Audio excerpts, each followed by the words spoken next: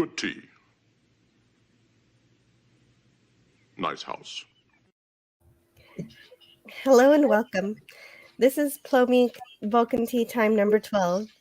And today I was going to have a show about Scotty and how he really loves Generations and why, but he's I think maybe he got the time wrong, or he's oversleeping, or he's doing something. So we're going to talk about other TNG movies while we wait for him. And so I'm glad to have King Dolphin TV, Raymond Feliciano, and Dalek451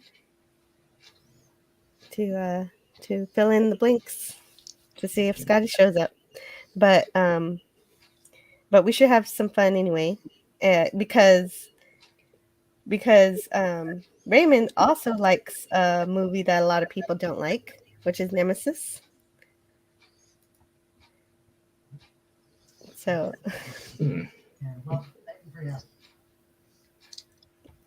So that might be fun to check out. You do sound very distant, Raymond. Yeah, actually, we can't hear you at all, Raymond. You're too quiet. But I'm sure you're saying lots of wonderful and helpful things for me. But so yes.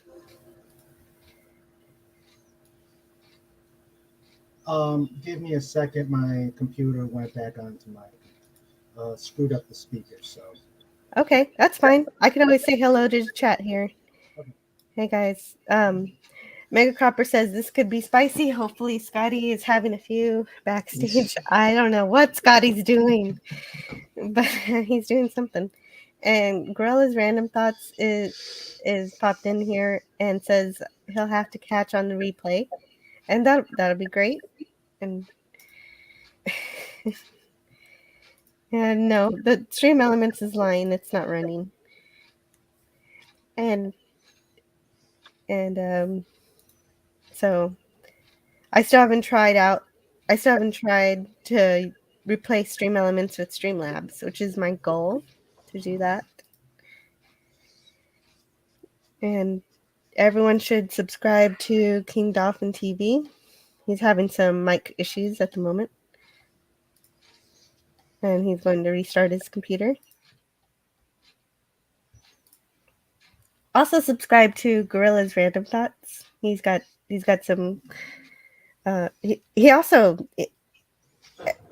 what he does is a lot similar to what this stream wants to do today, having people defend movies that most people don't really like Generations and Nemesis.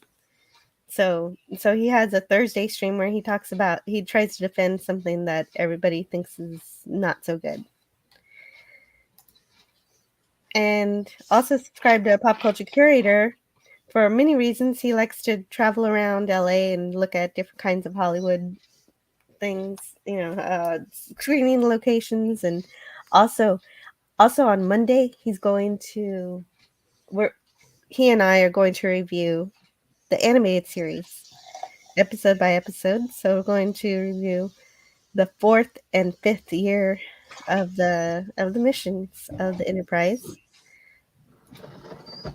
And also subscribe to ScottyR37's. He has a great channel called The Phantasmagorium that he runs with Steve and Kat and crew that love to talk about movies and stuff. And right now they're doing a show about all the Tarantino movies, or a bunch of Tarantino movies that he's acted and directed and written in. And he just did a really great one. The last one he did was really great. It's about Grindhouse, which I had never really even heard before. Had you heard of Grindhouse, Dalek? Grindhouse? Yeah, by Tarantino and Robert Rodriguez. They did a double feature. It was like Oh, welcome. Hello to Pleasant Valley Picker CA. Welcome to the stream. Hi guys, can you hear me? Hey. Yeah, we can hear you. Yeah. Hi. Hey, how's it going? Not too bad. For some reason, I'm getting an echo, though. I've got to figure out what's going on here. Oh no. Okay, so today is a comedy of IT errors.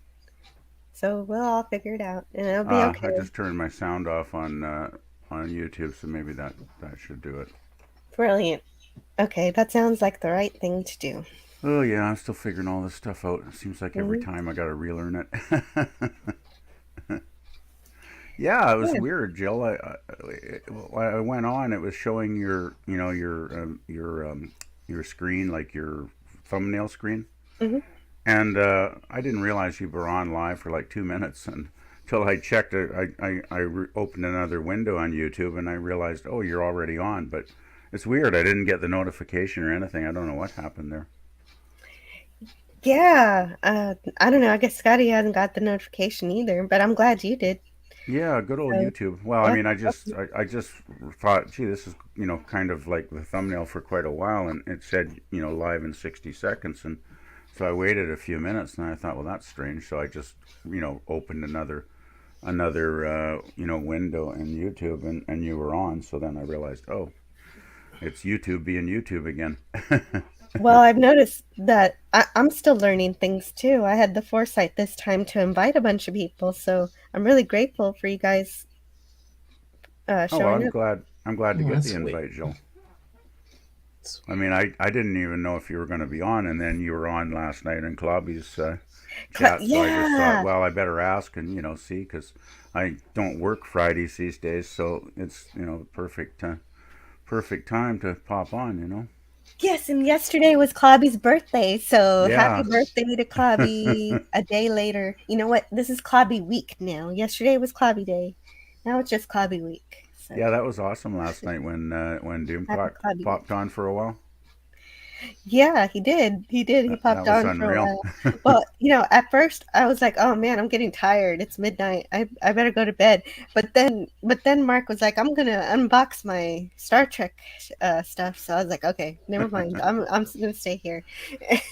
Yeah, it And was a that's why I didn't miss Jim Cook. yeah, it was a good one last Wait, night. I enjoyed wait. the live Doomcock showed up where? on Clobby's channel.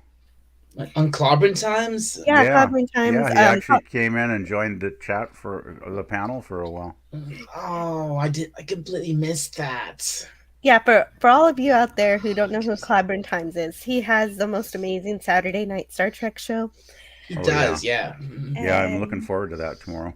and and on Thursdays he has his clubhouse where he talks about geek and nerd stuff, and then on Wednesday, on Thursday the clubhouse is with Raquel and Mark DUC, who are great. Mm. And on Wednesday, Clobbering Times has well, okay, see, I'm plugging Clobby's channel without I'm his not channel link. sorry, Milton. I'm not answering that. Okay, well, okay. I don't know what Milton's saying just yet, because also on Wednesday, Clobby likes to do Wild Card Wednesday, where it's just him on the mic, and he just engages with the chat, and that's pretty magical too. Yeah, he's also got the Monday night show. What's all about comic books, right? I Right, and believe. that show is dedicated to his friend, his friend Mark, Don't who even passed.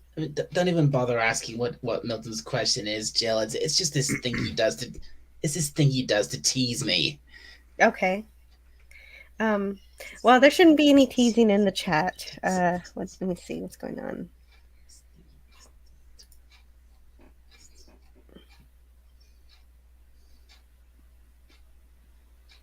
Okay. Oh, he deleted it. Okay. Anyway, um, Scotty has a good channel too, and that's a Phantasmagorium. He's talking about Tarantino movies, and the next movie he's going to talk about is going to be Once Upon a Time in Hollywood, which I really love that movie, so that'll be fun. Yeah, I thought Scotty was going to pop in here to talk Well, about his favorite Trek movie. well, I know. I was excited about that, but you got to roll with what happens. I don't Yeah, know. I don't Yeah, I know. actually haven't. So, I haven't. but so wait, so he's serious that's his favorite Generations is his favorite Star Trek movie? Well, no, not his favorite Star Trek movie. Yeah, that's not what I put on the thumbnail. I put that it's his favorite TNG movie. Oh, Oh, never mind. Oh, So well, it's that's not totally- pathetic. Sorry, I take it back. that changes everything then. Yeah, right. No, everybody knows the TOS movies are better than any of the TNG Well, I was movies, thinking, but- how could it be better than Wrath of Khan? I mean, it's like, it's just, crazy. Yes, That's just practically law that's the best Star Trek movie ever. Law. Period. Okay, well, I get to be controversial there because I love Voyage Home best, but maybe equal to Wrath of Khan. And there, I just lost all my listeners for that opinion. And welcome back, King Dolphin TV, Raymond. Do you hear me fine? Yes, you sound fine. You got a black screen, but that's cool. Let me get that. There we go. All right, Yeah, great, I'm here. wonderful. It's good to be here. If anybody hasn't heard that yet. No, we haven't. This is the first we're hearing from you. Welcome to the panel, Raymond. Oh, thank you. Hello, Pop. Hello, Pleasant Valley, and again, hello, Dalek. And Hello. It's good to be here with you in the chat. Sorry about my my difficulties. No problem at all. I'm just happy to have some people to talk to this morning since All right. I don't know what the heck happened to Scotty.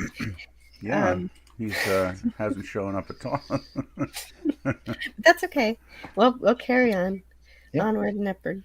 Semper Gumby. Mhm. So, since Generations was kind of the topic of discussion, I take it. Sure. What does everybody think of it as a movie? Well, I have lots of problems with it, Mm-hmm.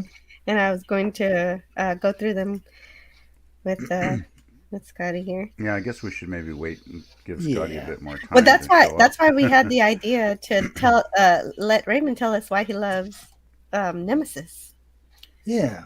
Oh, I like Nemesis too. It's Ah, probably my second favorite TNG movie. Yeah, actually, it's the same with me. It does have its flaws. I will admit it. Definitely. It definitely had things I did not like. But if you wanted pure space battle scenes, and an interesting plot line, I found the coup on the whole idea of the coup on Romulus and the starting of the involvement of the Remans very intriguing. And that this movie was the introduction to the Remans on their mining and everything, right? Mm-hmm. Yes, it was. And they raised the clone of Picard. Yeah. It was, well, yeah, it was that. It was contrived at times, but I found it intriguing. Mhm. Having written about clones in my stories. Oh, you have? Okay, so are clones in, without giving any too many spoilers or anything, do you have clones in Dolphin Wars, your novel? Yes, I do. Oh, wow. Cool. Yes, there's cloning in Dolphin Wars. Okay. I didn't know about that. I thought the idea of a Picard clone was quite interesting. I mean, as a character, maybe the writing was a little bit too simplistic. I think he didn't really have a great deal in the script to work with, but still, I thought the idea itself was a good one. And yeah, I like the space battles in Nemesis. I thought they were really quite well done. Mm-hmm. I mean, Yeah, when the I never considered Romulans- about appreciating those space battles. So yes, please tell me more. Well, I mean, I thought it was pretty cool when the Romulans came and helped the Enterprise out. And, even though they didn't do too well No. overall in the battle, but still they gave it a go. And then when they rammed the Enterprise right into the scimitar or whatever it was called, Yeah. it was like, wow, this is pretty crazy. Reminds you of a submarine. It reminds you of a submarine battle, Yeah, a submarine destroyer battle. yeah. But It was you have like no all or choice. nothing. Yeah, you have no choice but ramming speed. Yeah, basically that was it. Yeah, yeah. I thought it was pretty good. It was very well done too, special effects wise. I thought the effects were quite good in that scene. Yeah. But Mega Cropper says the stretchy skin was its downfall, with the Borg Queen Yeah. giving Data that realistic skin that so he could feel, and then Wrong movie. seducing Data. Wrong movie. Yeah, that's insurrection, is it that's- not? No, that's first. That's First Contact. Yeah, I know. And then I know, but it's just funny that Mega Cropper goes there. but Yeah, First Contact is my favorite TNG movie. Yeah, Definitely. I love that movie too. I think we Yeah, can it's all a agree good with that. it's a good action movie. Mhm. And still, even that has its flaws. I mean, none of the four Oh yeah, are flawless. But True, I love true. First Contact because of the First Contact. We get First Contact Day to learn about Zephyr Cochrane, Mhm. and I really like seeing the Phoenix. yeah. The only thing about Zephyr Cochrane is he's totally different than the Zephyr Cochrane in the original series, right? Oh I mean, yeah, That's there's true. There's I no watched resemblance. but That was if you that look, was one of the recent episodes of the original series. I watched the one with Zephyr Cochrane. I was like, this guy's Zephyr Cochrane? Yeah, However- Metamorphosis. I think it was that one. however, you could intuit. Now I'm going to do some intuition here. That he looked like that. The image we saw of Zephyr Cochrane in the original series could have been done by the partner, because she had some. Yeah. I mean, he probably looked like James Cromwell all the way till he got to that planet and met the whatever her name was, The companion, I think. the you called it. companion, Yeah, and who changed him. that's I mean, true. that's how I'm intuited.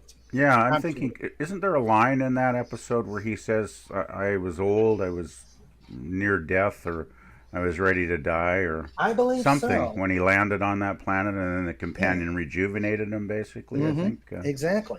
Yeah, So so, you it's could plausible. do it. Yeah, You could It's intuit plausible. that he looked like James Cromwell all the way to that time. it is plausible when you think about it. Yeah, definitely. I get a no prize. But I did like oh God, what's the actor's name that played him in the movie? James Cromwell. Yeah, James Cromwell. Oh, jeez, Yeah, he was great. I agree. brain cramp. He was a wonderful.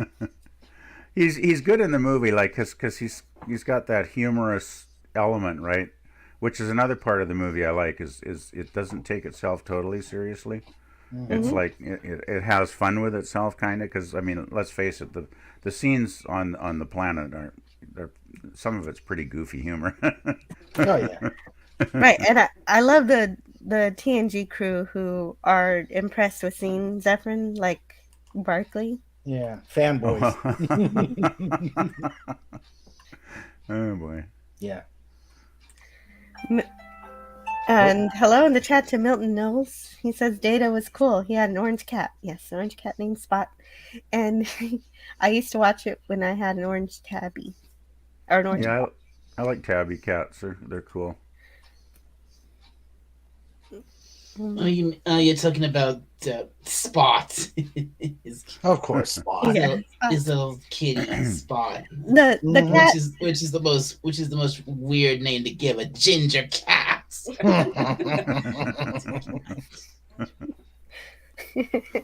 Yeah, Data's unique like that. And also, Spot was a boy at first and then became a girl and had kittens. jeez. I know. Yeah, Data was actually kind of an eccentric character when you think about it, wasn't he? Really? I mean, Yeah. he had his strange moments through the series. Yeah, he did. He certainly did. Yeah. Yes, I mean, even did. when he wasn't being affected by some alien influence and going evil or whatever, Mhm. even in the normal, more mellow episodes, he still was kind of an eccentric guy. Indeed. Yeah, Indeed. he was great. Yep. It's probably my favorite TNG character. Yeah, he's definitely one of the better characters in the show, I'd say. Yeah. And until the end when they started using him like as a way That- to take over the ship or Yeah. turn bad. Yeah, that got kind of repetitious and kind of boring after a while when he kept trying to, create mayhem, basically. Mm-hmm. Yeah. But yeah, they basically ran out of gas by season 7. I mean, I yeah. remember when we were reviewing season 7 on Saturday Night Trek, and man, there were a lot of bad episodes that year. Yeah, season 7 seemed to be let's bring out all of the family members that we didn't know about. Mm-hmm. Or the ones we kind of knew about but really didn't really care about, like Worf's stepbrother. Mm-hmm. Did we really need to meet him? And did he really need to start impregnating people from other worlds? Oh, geez. Yeah. So much for the prime directive. So much for the prime directive. Right. Yeah. Captain asks, Wait, Data not quite, but sort of. Wait, Data did that? Are you kidding? No. Android. Wait, sorry. Oh no, not Data. Yeah, no, not Data. Sorry. That was Worf's Sorry, brother. Must have misheard you. Sorry. I'm so glad we're going back and forth between these things because that's funny.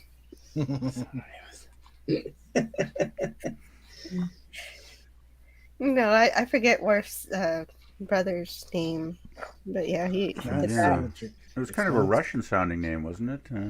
Yeah, that was the episode where this planet was going to be destroyed, and Picard was. It was but Worf's brother saves them. He transports them to the holodeck. Yeah, I vaguely remember that one. Prime directive be damned. Mm-hmm. Well, yeah, he transports them to the holodeck that looks just like their planet. That way, he thinks that'll take care of it. I think his Worf's adopted human parents. I think they were Russian or something. Yes, they were. Rodchenkos or something like that. Yeah, Roshenko. Yeah, actually, I think they'd be Belarusian. I think they were Belarusian because Worf mentioned Minsk. So, but I'm picking at nits there. Yeah, the dad knew all the specifications of the ship, and he loved to talk to O'Brien. Yep. Actually, O'Brien was one of the better characters in TNG too. Oh yeah. And he actually really got used well when they moved his character over to Deep Space Nine. That's when he really got interesting. I agree completely. Oh, me too. Yeah, that was probably one of the weaknesses of Next Generation. Really, is a lot of the characters just never really kind of developed as much as they should have. Mm-hmm. I mean, like take Riker for instance. I mean, he could have been a more interesting character, but take him. You can have him. He should have been Billy Campbell anyway. Yeah, but they never did anything really that interesting with him, right? I mean, as the show went on, he was just kind of second in command. He was kind of there at Picard's side, but often he didn't really do a hell of a lot. Right. His main storylines were, was he going to take a different command this time? Oh, geez, yeah. Yeah, when's he going to get his own ship, right? I was like, geez, they rolled that one out like a dozen times at least, it seemed. Yep. And then, of course, as the counselor, I mean, what can you say about All right, her? his anxiety. The less you can, the better. Yeah, it's like, oh, there's a character that just really didn't have any reason to exist at all, really. Eye candy. Well, that's how they start Nemesis. Yeah. You want to go back to the movie? Even as eye candy, I never found it that appealing, really. Well, she was supposed to represent how we deal with psychology in the future. Yeah. But we didn't really explore that too much. What explored that better was the PTSD that Nog went through. I suppose I kind of she was rather. I mean, I kind of get what you're talking about. I mean, to look at, Deanna, she was nice to look at, but she, as a character, she was pretty dull. Yeah, she was a very bland character, really, Yeah, overall, I thought. I mean, they if I had to, tried. if I had to pick, I mean, no, this is just me being me here. If I had to pick between her and Beverly Crusher, I'd pick Beverly. Me too. Totally. I thought Beverly was way, way, way, way hotter as far as eye candy goes. Yeah. But I do like redheads, so That's right. She was a redhead. yeah. I thought she was actually, for the amount of time Beverly was on screen, she was actually a more interesting character than Troy too. I thought. Mhm. You know, she didn't do a lot, but when she was in a scene, they seemed to give her something interesting to say. She was way more developed as a character. She was even the from the very ship. beginning. She was the ship's doctor. Yeah, yeah. I mean, And she those- she was a more interesting and we character. we do get quite a bit more of her background. She has this. She's a mother. She lost her husband. There's that whole will it happen, won't it happen with her and Picard. Yeah. Yeah. And Yeah. and then there's that season 7 episode where they tease it and they become telepathic with each other. And That's the one where they're linked somehow, right? Yeah. Yeah. Yeah. yeah, but that never goes anywhere. But it's there. Yeah. It's and, then, there. and then being implied in, them being married in All Good Things, which all depends if that was just It's a Wonderful Life type thing.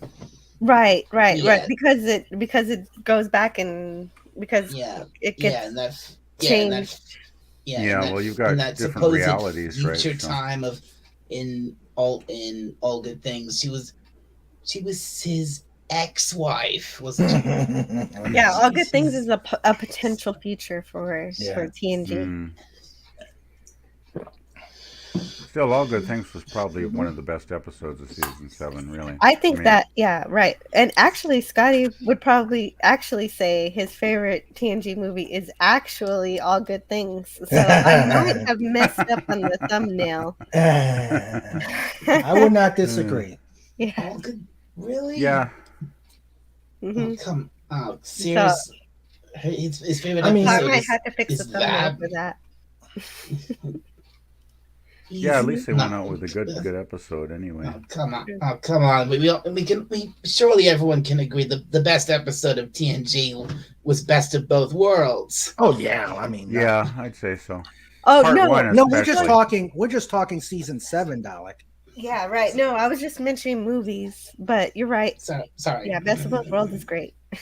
I think Best of Both Worlds, though, the first half, part 1 That's is a good point. fantastic. I mean, it's probably by far the best. But part 2, I mean, was anybody else kind of a bit let down by part 2 of that?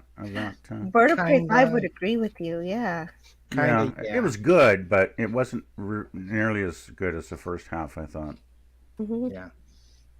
And the thing was, we had to wait a whole summer to see it, right?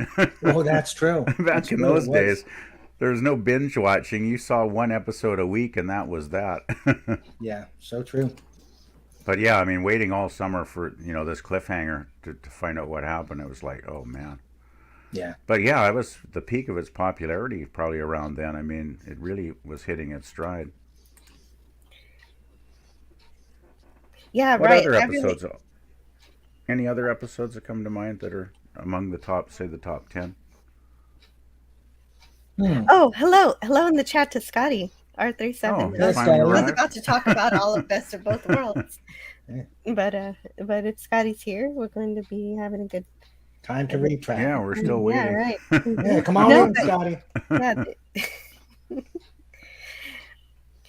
But my favorite TNG episode is the Offspring, where Data creates a daughter. He does his own form of reproduction. Right, I remember that one. Yeah. And then she dies at the end, doesn't Mhm. she? Yeah, she does. And he Yeah. tries But to yeah. save her. But for me, it's a part of a trilogy of The Measure of a Man. And That was a good one too. yeah. And yeah, it's because Measure Man shows us about Data. Data, how he's alive through sentience, and the Offspring tells us what happens when he can become a father, and I love seeing Lal grow and develop and stuff, and she learns so fast. Yeah. Yeah, it was an interesting episode for sure. Mm-hmm. I guess one that comes to mind for me is still The Inner Light. I know some people don't like that episode, but I always thought that was a pretty great episode. Who doesn't like The Inner Light? I love The Inner Light. I've heard a few. Oh, I did too. A few people online I've heard really? that aren't totally crazy about it, but. No, I love The Inner Light because it shows us what might happen. Even if we lose our world, there's still a way for us to send our message out there and that somebody might hear it. Yeah, that was the mind-boggling part. One of my favorite part of that episode when you realize it's only been a couple of minutes or whatever, and he's lived a whole life. One of my favorite episodes was Q Who. Oh yeah. Oh yeah, that's a good one too. Is that the one where he turns human? Or I always get all my Q episodes mixed up. No. The one where he becomes human. That was Deja. I think that was Deja Q. I think that was Deja Q. Oh, yeah. Okay. Thank you. Yeah, no. Q Who was the one where is the one where we first meet the Borg because of Q. Oh yeah. Well, that's yeah. right. That's right. Great That's episode. a very good one. Oh, that has the best. I love that Q episode. quote. He says that if you'll get a bloody nose out here or something like that. Yeah. If you can't handle a bloody nose, then why don't you go go home and crawl under your bed or something like that. Yeah, that was really a good episode. I like that. My favorite scene was Guinan stabbing him. That was great. Oh, that funny move she makes with her hands that we never power she has. Right. But she stabs him with either a pen or a knife or a fork. I forgot. It was some kind of fork. Yeah. Yeah, that introduction of the Borg, it was a truly terrifying episode when the Enterprise was getting chopped up by the Borg ship. And I mean, people were actually dying. And I mean, it was like a real high stakes episode, right? It was riveting. I thought that was probably, in its own way, just as good as Best of Both Worlds. I mean, that's when the Borg were really, really scary, right? When we first, met them in that episode. Oh, yes. That's when the Borg were at their most sinister for me in that episode. Yeah, totally. Yeah. And then they kind of watered them down as the series went on. Then you got, what was it, Iborg or whatever? It's like, with what was his name? And that kept going on until we got what we had in Voyager. Yeah. And I guess the fake Trek they've got going now. I've heard that the Borg have actually joined the Federation. Is that correct? Yeah. I mean, that's crazy. I don't know. I didn't go past episode 3, so none of that. Yeah, I saw. Yeah, me too. The first 3 episodes of STD, and I was done. Mm-hmm. I just couldn't take the Klingons for one thing. I just was like, yeah. Right. Yeah. Exactly. The very first episode, they have them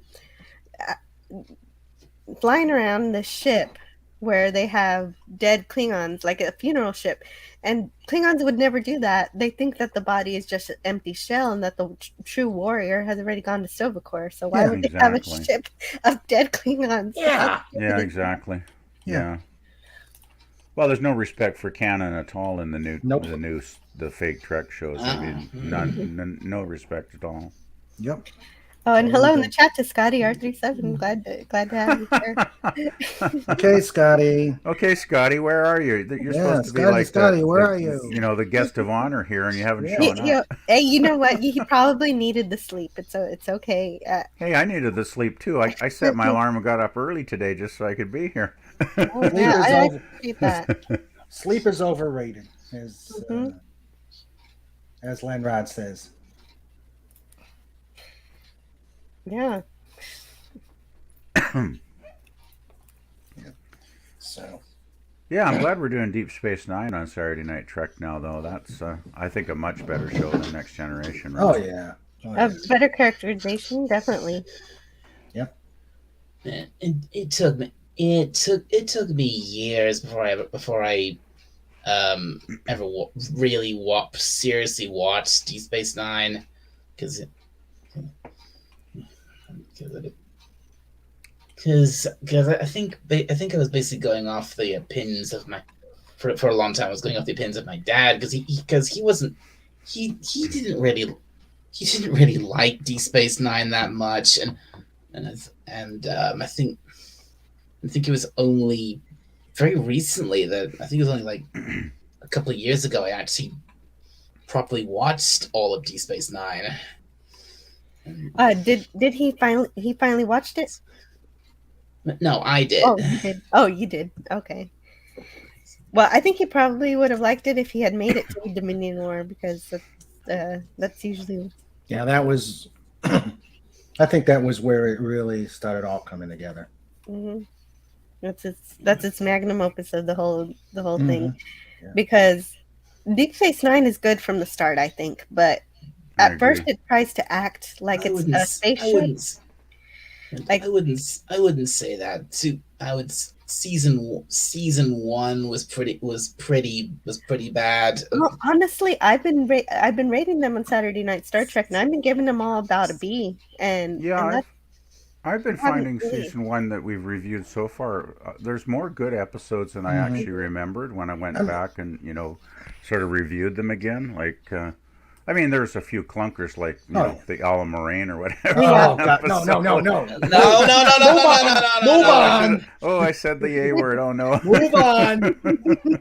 Move along. But I mean, there are some real stinkers like that one. But overall, I thought it was a decent season. I mean, you've got to introduce and develop the characters before you can really get the story moving. So I think that's what basically season one does, is just sort of sets up the framework, so to speak. Yeah, right, exactly. It takes a while for the writers to realize they're not on a starship, they're on a space station. So once they get used to that, then they figure out how to write for it, because this is the first time Trek has ever done it. Yeah, I think that's probably maybe one reason some people didn't like the show, was it was so different than the first two series. I mean, you weren't going to strange new worlds, you weren't traveling around the universe, you were basically stationary, literally on a station. The universe is coming to you. But yeah, I still think I think Deep Space Nine, for me, it's my second favorite series after the original series. And I would agree with you totally. It's generally really well written, I thought, and the characters. I mean, there's just some really great characters like Garrick and Garrick is probably my favorite. I mean, for me personally, I don't think it really picked up. Deep Space Nine picked up that much until they introduced brought in the Defiant. Oh yeah. Oh, the Defiant. Yeah, that was an awesome. The Defiant the Defiant was a game changer, Dalek. Yeah, that was a really cool ship. Yeah, the Defiant was originally designed to defeat the Borg, and so that was really cool to repurpose it for the Dominion. Yeah, it was one tough little ship. Yes. Little. Well, it wasn't really a massive ship, was it? No, it was. No, it wasn't. No, it was compared to the other starship. It was fat. It was quick and packed a good. Punch, but it was fairly small. Yeah. Yeah, I think it was designed for speed and for maximum efficiency with its weaponry. Basically, it was basically a fighting battleship, right? Yeah, exactly. That's really great. Yeah. And hello in the chat to Jedi Bill. Always great to see you hanging around. Yeah. Good stuff. Yep. So, well, Scotty. Yeah. I'm sure he's on his way. I'm sure he's awake now. That makes me happy. Just to know that he's around. He's probably having his morning tea or coffee or something. Yeah. Right. Yeah. Morning tea and coffee. Yes. Getting some caffeine. And his Spider-Man mug. Spider-Man. I better watch it. I've been getting too many. Yeah, I can't believe we're almost finished with season 1 of DS9 already. I mean, it's gone by really fast. Right. Wait, this isn't the series season finale, is it? Because then I'll be on the show. I think we've got 4 more this week, and I think there's like 2 left the following week, probably, to finish the season, something like that. Let me see. Yeah, I think there's a about cliff. 6 I think there's a cliffhanger for the season finale. Yeah, I can't remember. I haven't seen the show in a long time. I don't unfortunately have any DVDs of it. I had my old VHS tapes I recorded off of the TV years ago, but then my VHS player died, so I can't watch those. So I've just been watching reviews on YouTube to refresh my memory on the episodes, because once I watch some of the reviews, it kind of does bring back the basic. I'm not sure whether it is where the Bajoran militia take over the station is the cliffhanger, or whether Cisco gets his comeuppance on Vedic Win. Yeah, I don't remember the. Oh, right. Yeah, she's not Kai yet. No, she's not Kai. For this coming on Clobbering Times on Saturday Night Star Trek, we're going to be reviewing episode 13, which is the Storyteller. So that's a good one. Yeah, that one's fun. It's a genesis of O'Brien and Julian's relationship, friendship. Yep. And then number 14 is Progress. That's a good one too, where Kira has to decide, where her loyalties lie. Is that the one where they destroy the moon? They have to destroy the moon. Yeah, they have to destroy the moon, but this one guy doesn't want to leave. That's the one with the one guy who won't leave, yeah. Mm-hmm. Yeah. Mm-hmm. If Wishes Were Horses, what? I don't remember what that one's about. I haven't reviewed that one yet. I've still got to do the last 2. I don't remember this week. I'm wondering if that's an O'Brien family one. It says when members of the station find their fantasies coming to life, it becomes a prelude to a very real danger. Oh no, is that the one with Rumpelstiltskin? I think so. I don't think I remember that one being very good. No, but I'm sure something important happens. Well, I'll have to watch some reviews online. And the thing is, it's really hard to find the episodes online. Yeah. Like I was actually able to find the Storyteller on Daily Motion, which was great because I watched the whole episode a few nights ago, and it was really, really a good episode. But some of the other episodes I can't find them anywhere. I thought I gave you the link. I didn't give you the link. Oops. That's why he hasn't joined. I thought I gave you the link. Kitty table. Oops. It's kitty table time. It's a classic. Okay, now I'm fired from my own stream. No. We'll just put you on the kitty table. Oh man, that's okay. That's where all the good snacks are anyway. Yep. Oh, yep.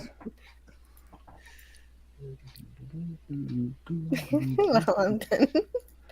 Well, I was having so much fun talking. Okay. Hello. Hey, Scotty. Hey, Scotty. Hi. I can't believe I sent you the link and I sent everybody else the link but you. Hello. I am so sorry. I apologize to the chat. Hello to everyone on the panel. I'm sorry for oversleeping. I am without honor. Hey, Scotty. Your agonizer, please. Your agonizer, please. But I also didn't send you the link, so you're not 100% at fault.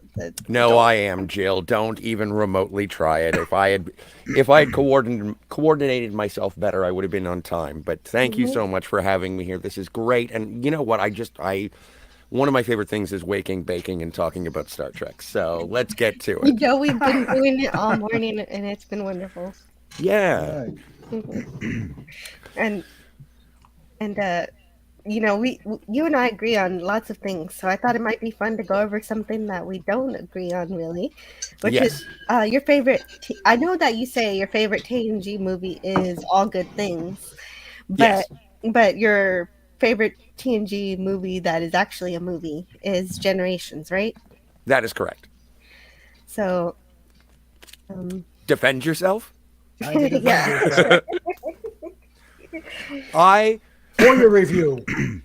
Okay, first things first, when it comes to Generations, it is the only Star Trek The Next Generation movie.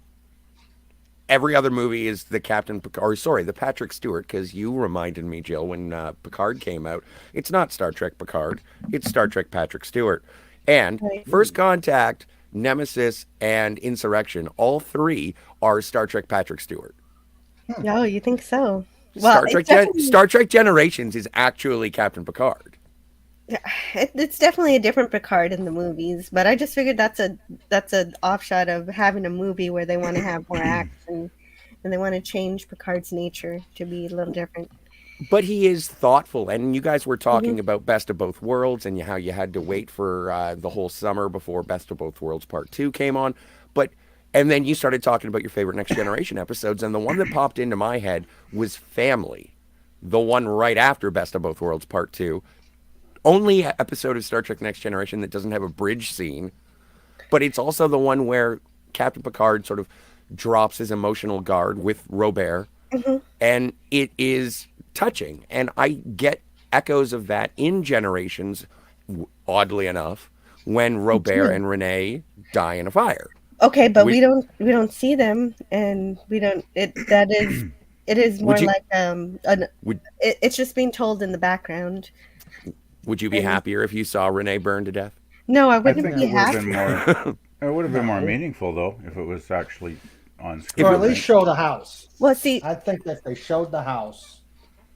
Family I was mean- such a great episode where you got to learn more about Picard's family and learn about Yeah, his I like brother, Family, too. and his It is brother a was really good great, one. and Renee was full of so much potential. You knew that he wanted to reach for the stars just like Picard did.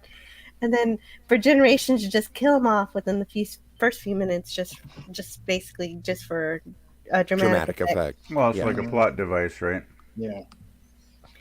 But I still even I'm not saying that Generations is a perfect film by any stretch of the imagination, but in terms of the heart that it has, I really enjoy it, and part of it is because of the emotional reaction of Picard being Picard. All right. Yeah. Okay, well, I've clearly not swayed the pen. Well, I really like Malcolm McDowell as Tolian Soren. okay, yeah, he's a yeah. great actor as the Yeah. villain of the McDowell movie. is a very good actor. But I think he's written a bit like a nihilistic teenager in an old man's body. So he should have had a mustache. Okay, Jill, explain that. Well, because he's just saying that nothing matters and the time doesn't matter. Time's just a construct, and I'm just. Time is the fire in which we burn. So nothing My matters. time is running out, Captain. He's like your classic cardboard villain, is what you're kind of Yeah. hinting at there, Jill. I think. Yeah, I think so. The Yeah. mustache twirling evil. Yeah, exactly. Yeah. Yeah. But I think that was one of the action figures that I got from this, and I carried around my little Tolian Soren like he carried around his pocket watch. It was great. Yeah, Anyway, he's willing to kill millions of people just to go back to the Nexus. Yeah, that's definitely a villain. well, I know I shouldn't bring up Star Trek 2009, but at least he's not as like crazy wackadoo as the Romulan from that one. What was his name? Nero, right. How do I forget such a name? Anyway, yeah, but sort of the same thing. My wife died, and now I have to avenge myself upon the entire univerce. Okay, well, you're Yeah, just that's trying to make kind of Sauron a look silly better. plot line, really. No I am way. trying to make Soren look better. Yes, it's true. Now, I know that in the opening for Generations, it was supposed to be Kirk, Spock, and McCoy. DeForest Kelly, unfortunately, was too ill to participate, and Spock said, no. No. Well, he didn't like. Leonard Nimoy didn't like the script, and he wanted a chance to fix it because he wanted to be in the movie. He did want to be there, but they didn't give him any time. They didn't extend the production for him. And if they had, we could have gotten a better movie, I think. Yeah. Seriously, how stupid is that they don't give Nimoy enough time to adjust the script and participate? Like it would have probably done much better at the box office if Nimoy had been in the film. And Nimoy's a director on his own right, so come on. Yeah, I really? mean Star Trek 3, right? Well, I think they did 3 and 4. And Three Men yeah, and a 4, I Baby. think. Yeah. And Yeah, 3 I Men and a Baby. But he was offered to direct it, and he said no. Nicholas Meyer was offered to direct it, and he said no. Nicholas Meyer and would be great. well, Nicholas Meyer is always great, but you know who did direct it? The same guy who directed Alan Moraine. Oh, well, that's one problem right there. No. No way. Good lord. Oh, David Carson. David Carson Oh. directed it. I didn't know that. Yeah. that's cringeworthy. It is kind of, and it does look a bit television production as opposed to feature film. Although, now that I say that out loud, I really like the way the Enterprise is lit in Generations as well, with sort of the interstitial lighting where it's all natural, like when they're around the Amargosa star, like Picard has the lights down in his ready room and in his quarters, and all the Yeah, that actually bugged. That's one thing that bugged me. Why was it so dark aboard the Enterprise most of the film? I think just for mood, I've heard the complaint, but I liked the way it was lit.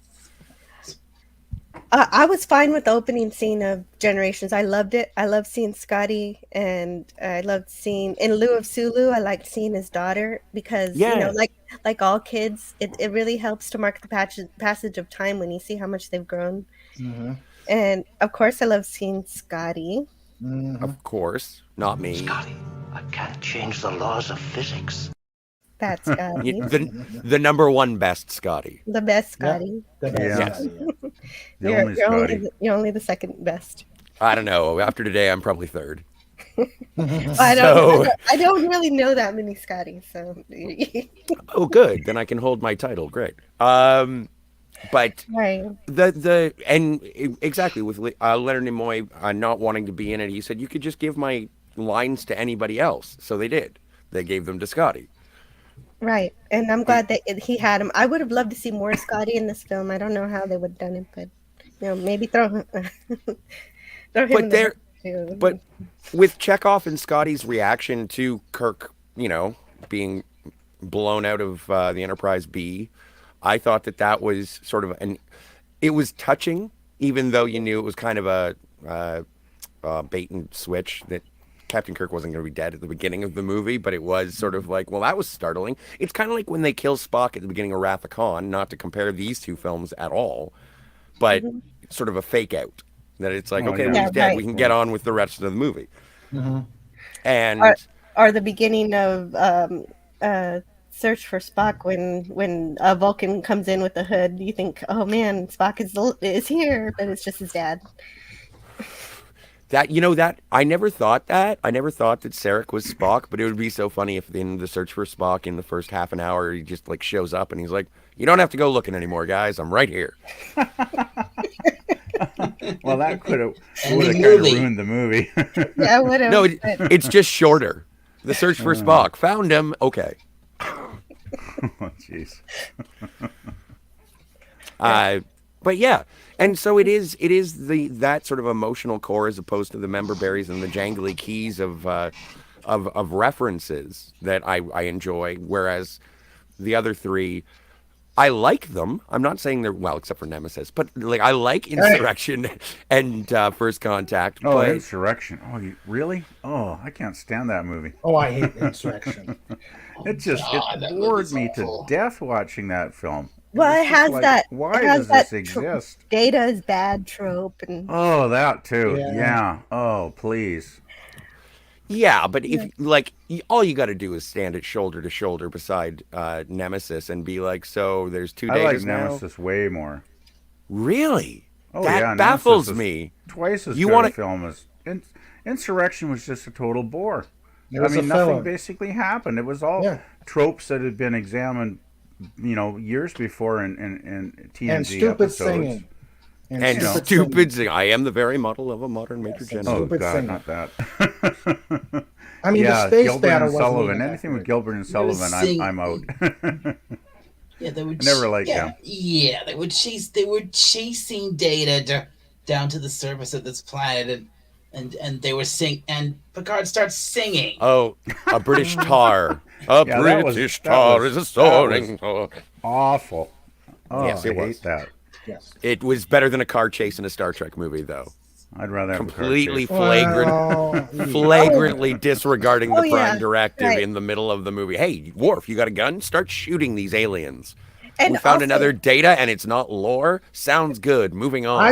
I ignored that total they didn't piece. even question if it was lore or not. Hey, I agree. Exactly. That was a really dumb scene in Yeah. Nemesis, but still, there was enough good parts in the movie that I enjoyed it. So. I agree with you. I just like clean-shaven Riker. That's why Insurrection is so good. Uh, I'm not going to comment on that. oh right, because Let's move on. I wanted him to shave for no reason because she kissed him with the beard lots of times before, but just in this movie, he seems to have a problem with it. Well, yuck! I kiss you and you say yuck. Yeah, it was pretty silly, that part of the movie. Yeah, right. Why would he shave it just for her? That's just like, come on, it's weird. Because of sexy times. Excuse me. He's been going sexy times all through 7 years of Next Generation. Yeah. I know. He has. That is the last person that has been on his mind through all 7 years of Next Generation. The So you're beard saying- shaving was just a plot device, basically, to try and get a cheap gag. I think, cheap joke. Well, a lot of Insurrection is just cheap gags and jokes. Like, haven't you noticed that your boobs have been firming up? Oh yeah, that was a bad line. Oh jeez. Worf gets a pimple. You might as well have a laugh track and a ba-dum-bum-ba-dum-bum. Oh right, that's another thing. Yeah, just painful writing. Why does the planet make everybody go through puberty again? Because of the metaphasic radiations in the planet's rings, which the collector is there to absorb. That's the whole thing. Because of reasons. Because of plot. Mm-hmm. So, anyway, back to Generations and why it is. Yeah, it is better. It is better than Insurrection. That thing I think we can agree upon. No argument there. No argument. Yay, we're back. Yeah, to I know, agreement. because Insurrection, they're made to abandon their morality. They deal with the drug dealers and slavers. Actually, I'd rather watch Star Trek 5. Yeah, me too. That's why I said.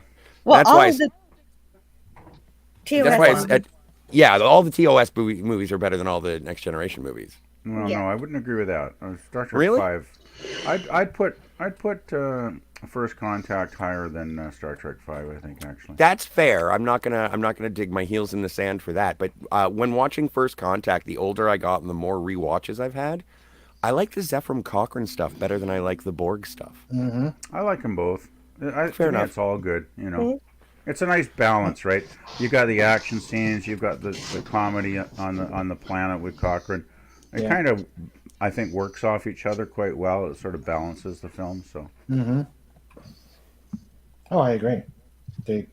Whereas, like Star Trek 5, I mean, there's some great scenes, like when they're around the campfire or whatever, and there's some good comedic bits, but I didn't think the story really worked that well. Well, I think what helps Star Trek 5 is thinking about Overlord DVD Jim Cox his interpretation of that movie. He says that the only real parts of the movie are when they're in Yosemite, and that the rest is a fever dream by Captain Kirk of his time, of a combination of all of his time on the Enterprise. I was going to say that too, Jim. Okay, but it also a good interpretation, yeah. Oh yeah, definitely. It does roll into Generations because maybe Star Trek 5 is one of the Nexus visions that Kirk had. He wanted to relive it so he could meet God again and kick his ass. Yeah. Very interesting. I actually knew a comic book dealer, not Clobby, who said the best line I've ever heard regarding Star Trek is all of Star Trek is the Nexus. And I go, interesting. Oh. Very interesting. Yeah. Somebody's phone is buzzing or something. Sorry, that's mine. If they make sure you ignore them if they try and sell you warranty. But if you're not satisfied with your long distance provider, please tell them. Yeah. Oh man. So and then Data getting the emotion chip I thought was kind of lame. You know what? I've had a change of heart on that, seeing them not do as good a job with it on the Orville. I think it kind of makes sense, even though it's really cringy. It kind of makes sense that Data has no idea how to handle any of these emotions at first. And that whole that whole thing with Data and get it. Why was? I'm sure this is something that everyone's asked. Why was that chip so big? After when we first saw when he first got it from Dr. Song, it was minuscule. Yes. You needed tweezers to pick it up as opposed to it being like a dice. Exactly. I didn't notice that. It was the first thing I noticed when I saw it. And you know what? I read that was one of the I've read many novelizations of Star Trek movies, but I read the Generation Star Trek novel. And obviously it's a Star Trek novel. Scott, wake up. And the moment that he actually gets the emotion chip installed, his first word after gaining emotions is Tasha, which I thought was really touching in the book. And I wish that had actually been on screen. Yeah, that's actually really good. Because, that's probably the closest relationship he had, really. Yes. Because they were intimate, right? So. Yeah. Well, exactly. And that's another thing. That would have made sense. The honoring of Tasha Yar's memory is something that I do appreciate about the Next Generation movie, specifically through Data. Yeah, that makes sense. Definitely. Better that than the god awful over the top performance we did get. Mr. Tricorder, he upsets you? Or life forms. Happy I love that. I love Little Life Form song. Fuck that little song. I don't know why you don't have a soul. I love it. It makes me so happy. I just love scanning for life forms. Anyway, but yeah, the Data and the emotion chip is a little bit, well, no, it's not a little. It is cringy. But it is Jill's saying blue screen of death. Yeah, Jill's disappeared. Yeah, Jill disappeared. Okay. Well, there's four of us. We can carry on.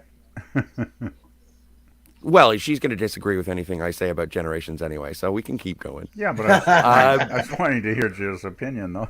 Yeah, no, fair enough. You're absolutely right. We can hold, we can pause, we can go and check out some chat or something, I guess. Well, we could check out. Yeah, I haven't looked at the chat in a while, actually. Yeah, if there's anything let's see. going on here. Hello, Tiger Stripes. How are you doing? Hey, Tiger Stripes. And also, once again, I'll take this opportunity to self-flagellate, and I apologize for being late. Mega Cropper, you have every right to be upset and angry. I failed you. But I do thank you guys for letting me still come and hang out and play. I'm really, really sorry I'm a night owl with no sense of time. That's okay. Thank Your you. organizer, please. I will step into the booth. Hey, I perfectly understand. You're not the only one. Yeah, that's why I put my alarm on. Made sure I set it for, was it 7 a.m. or something, I think? Made sure I was up good and early so I didn't miss the stream. Well, aren't you just a sassy pants? Well, it wasn't fun getting up that early, believe me, but actually fair enough. After a couple what part cups of the world? Tea, it wasn't too bad. What part of the world are you in? British Columbia, Canada. Hey, Canadian. You're in Ontario, right? I believe, Scotty. That is true. Yeah. Oh, wow. Well, Yeah, we were both on the remember the Canada Day special with Joe? We were both on, I believe. Oh, that's true. That's true. Yeah. Well, Scotty, Yeah, boy, you're in the time time flies. zone. Wow. I'm almost a month and a half ago now. You're in the same Almost. time zone as me, Scotty, Eastern. Yes. Well, yeah, and I'm there's no Pacific time excuse. here. King Dolphin, I'm not asking for forgiveness. I'm just providing an explanation of how I suck. Yeah, it's just a little after 10 a.m. here. At least you're all in the same. At least you are all on the same continent. I'm on the other side of the Atlantic. Well, and what time is it for you, Dalek? About 6 p.m. in the UK, I would think. It's nearly 10:06 p.m. here. Oh.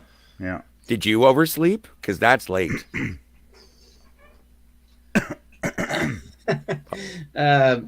Have you ever slept in till like 6 p.m.? I've probably done it a few times in my life. Yeah. When I've been done like, that. up partying all night or something. I can definitely say I've stayed in bed that long. No, but I've woken up with a start at like 6:15 in the p.m. and be like, oh my God, what did I do with my day? There's nothing worse than doing that. I mean, I haven't done it too many times, but yeah, it's but like, it has well, been geez. done. Yeah, well I've done then it. it's like, what Long do you do, time right? ago. You get up at 6 p.m. and then like, how do you get to sleep at a decent time? Well, luckily, the last time I remember sleeping until 6 p.m., it was a New Year's Eve. So I was going to be up all night anyway. Didn't Well, that matter. was perfect then. Yeah, it kind of worked out that Yeah. time. Yeah. I only do that when I work night shifts. Well, that, Yeah, I used to work night again, shifts. once again, you are thinking more clearly than I. So out of the original series movies, this is kind of a like, I don't know. I don't know if it's controversial, but which one is your favorite of the next generation or of the original series movies? Oh, Wrath of Khan. Rathacon. There's no comparison. Voyage Home. I think that It's a Voyage good Home. movie. I really, really like it. And again, it's one of the same reasons that I like Generations. It's just because of the heart of the film. I like the action Oh, and it I is like a fun the film. yeah. Well, Generations is not necessarily fun, No, but but Voyage it Home does is. have that. It has more of an emotional core than the others. yeah, well, Voyage Home is very untrek-like in a way because it takes place mostly on Earth, right? So Yes. Well, So and then it's we not- get that. I think Go that's ahead. why it was so hugely popular with like the so-called normies, right? I mean, because it Yes. did get a huge box office, right? And it was a very popular film. I remember when it came out, mainly because I think it was not overly sci-fi. I mean, a lot of it was just more like humor, comedy, really, a lot of it. So, but it was a good film, definitely. Yeah. Well, and it's funny because I used to have a hand at a local cinema, and we were doing a Star Trek night, and I wanted to just watch any Star Trek movie, and we put up the vote, and it came down to First Contact or Voyage Home, and I was like, oh, people are going to want to watch the Voyage Home. Everyone loves the one with the whales. So I show up, and it's like, what are we That watching? one. Oh, And it's God. like First Contact. So I introduced First Contact, and I was like, hey, everybody, we're here to see Star Trek First Contact this evening. I wanted to watch a good Star Trek movie, but here we are. And it did not go over well. So, No, I say no, Voyage. I'm sorry, but Voyage Home is a disaster of a film. It really is. wow. Dalek. I am in shock. I want to hear this. Yeah, why do you not Yeah, like Voyage Home? Why do you not like the ones with the whales? Like saying you don't like the one with the whales is like saying you don't like the Olympics or the Beatles or I want Color. to hear Dalek's opinion. Yeah, of let's the hear film it. now. Let's hear it, Dalek. Yeah, let's hear it. I'm intrigued. Where do I begin? Whoa. Uh-oh. Start with the music. The premise alone is stupid enough. I mean, we got this. What was it? This giant alien probe that's found its way back to Earth, and it'll only listen to whale song of all things. Actually, yeah, that's a good point. Why would an That is. alien probe be geared to only listen to whales? Yeah. That When is there's kinda so many strange. other cetaceans. Yeah, I What never about the thought of that, but dolphins? That is kind of weird. You know what? Now that you mention it, I don't know the difference between dolphins and whales. Oh, I wish I thought dolphins were whales. Well, dolphins are mammals, aren't they? And I don't Yeah, think they're Yeah. whales mammals, are. but different. Are whales mammals too? I can't remember. Whales are Yeah, mammals, yeah. Yes, whales are mammals. Okay. And that's why Yeah. Dalek hates Star Trek 4 is because whales are mammals. It's not because of the whales. I'm joking. I'm kidding. No, go ahead, Dalek. Yeah, please go ahead. Well, like I said, the premise is stupid, and then we get into the whole mess that is the time travel. I mean, I'm sure. Which was established. It was established in the original series. The slingshot effect. I thought the special effect for the slingshot effect was really, really good. Like the traveling through time, the subjective experience of time travel with the morphing heads and everything, and sort of recapping the movie before anyone had actually seen it. I love that on the rewatch, is hearing dialogue that I know is going to be upcoming because they are traveling backwards in time. I thought that was great. But go on. Yes, please. I know, I'm sorry. I'm angering you for the second time today. No. Well, okay. Well, like I said, just them going back in time in the first place is bad enough, and then we have this, and then we have to go through this whole mess of like finding this stupid excuse for reason why they're stuck there, and then. Well, they're not stuck there. They're trying to complete a mission. They're trying to find George and Gracie. And then there's the whole, and then there's okay. One of my biggest things with things that made no sense at all was they did that. If they did this on in a Federation starship, I could kind of this is working a bit better. But no, they did this on a Klingon bird of prey. Yeah, and I thought the tension in there when they're like that's one of those moments where Sulu is like flying her apart. And it's like, what, port 1, 9.5. That whole scene is so tense because they know that they may not make it in this jalopy that they stole.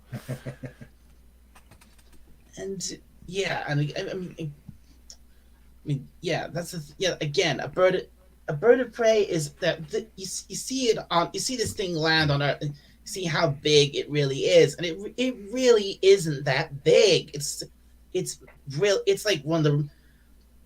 So obviously these ships, they're meant to be small, fast, and maneuverable when in combat. They're not meant for. They're meant for carry, and they're obviously meant for carrying troops. It's not. Where's the how could it possibly have a big enough cargo hold to hold enough water to get and for 2 freaking whales? Yeah, logistically it doesn't make sense. Yeah, when you think about it, it is pretty weak. Pretty weak plot wise, And humpback whales too. Yeah. Why don't you get the little whales? Pretty big. They're pretty big suckers, those guys. Yeah, you've seen the the size of a humpback whale. They're huge. The only thing I think they're easily one of the biggest creatures in the oceans. But probably one of the few things that's bigger is the blue whale. Mm-hmm. Yeah, humpbacks are really, really big for sure. Yeah. Bigger than Scotty. Makes sense when you think about it. Yes. There be whales. There'll be whales here. But no, you had it. I agree with Dalek on the I mean, it's one of the smaller versions. It's nothing like the ones we see on Next Generation. But yeah, how can you fit 2 whales? They should have had a D7 battle cruiser or something. It looks like almost fully grown humpback whales on a ship that small.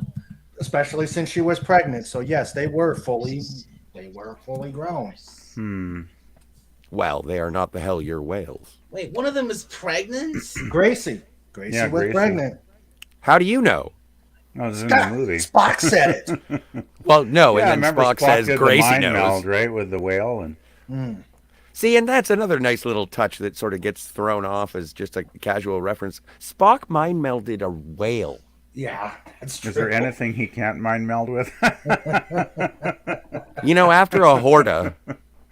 I mean, it seems like it's an endless possibility with Spock, right? Yes.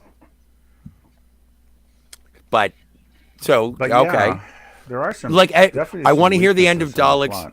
I want to hear Dalek's final review. Yeah. Do you have like a rating for it out of, like, is it bottom 3, bottom 5? Because I do have a response to your rating, and I'm just waiting to use it. Jill's back. Hey, Jill. Boy, your computer picked a great time to die. Time, Jill. I know, right? Hi, Jill. Hi, and I am also going to introduce Captain Time Lord Spock. We were talking about Voyage Home, and I think he has a few things about that. There we go. Concerning time travel. I was hoping you'd show up, Captain. Hey, Ahoy, Captain. Time Lord. Hello, Ahoy. everyone. No, How are you, relax. sir? I'm now charging for time consistency services, so I'm going to say nothing. Okay. Oh, okay. What's Something, the something, consequences. All right, that's it.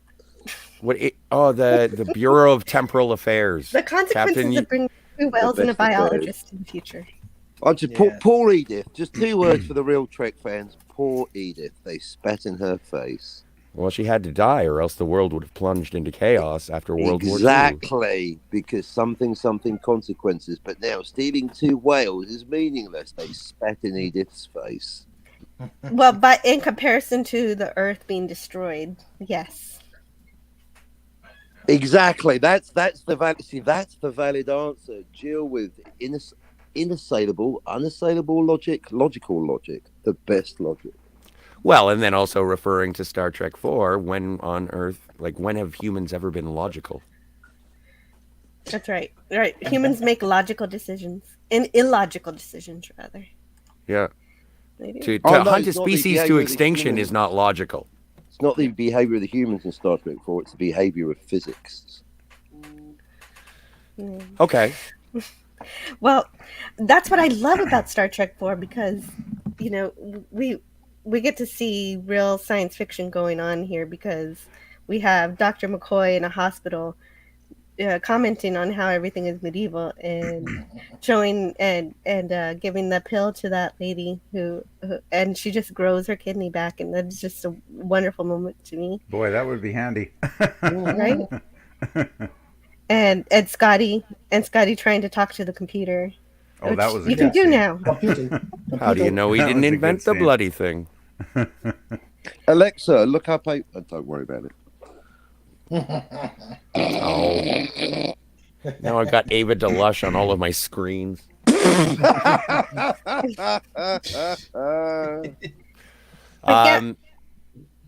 So anyway, Dalek, do you have a final rating for Star Trek IV: The Voyage Home? Yeah, I wanted to hear Dalek's Yes, please. final 10. summation here. Daleks. Sorry.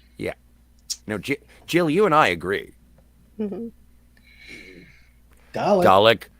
Are you going all exterminate on it?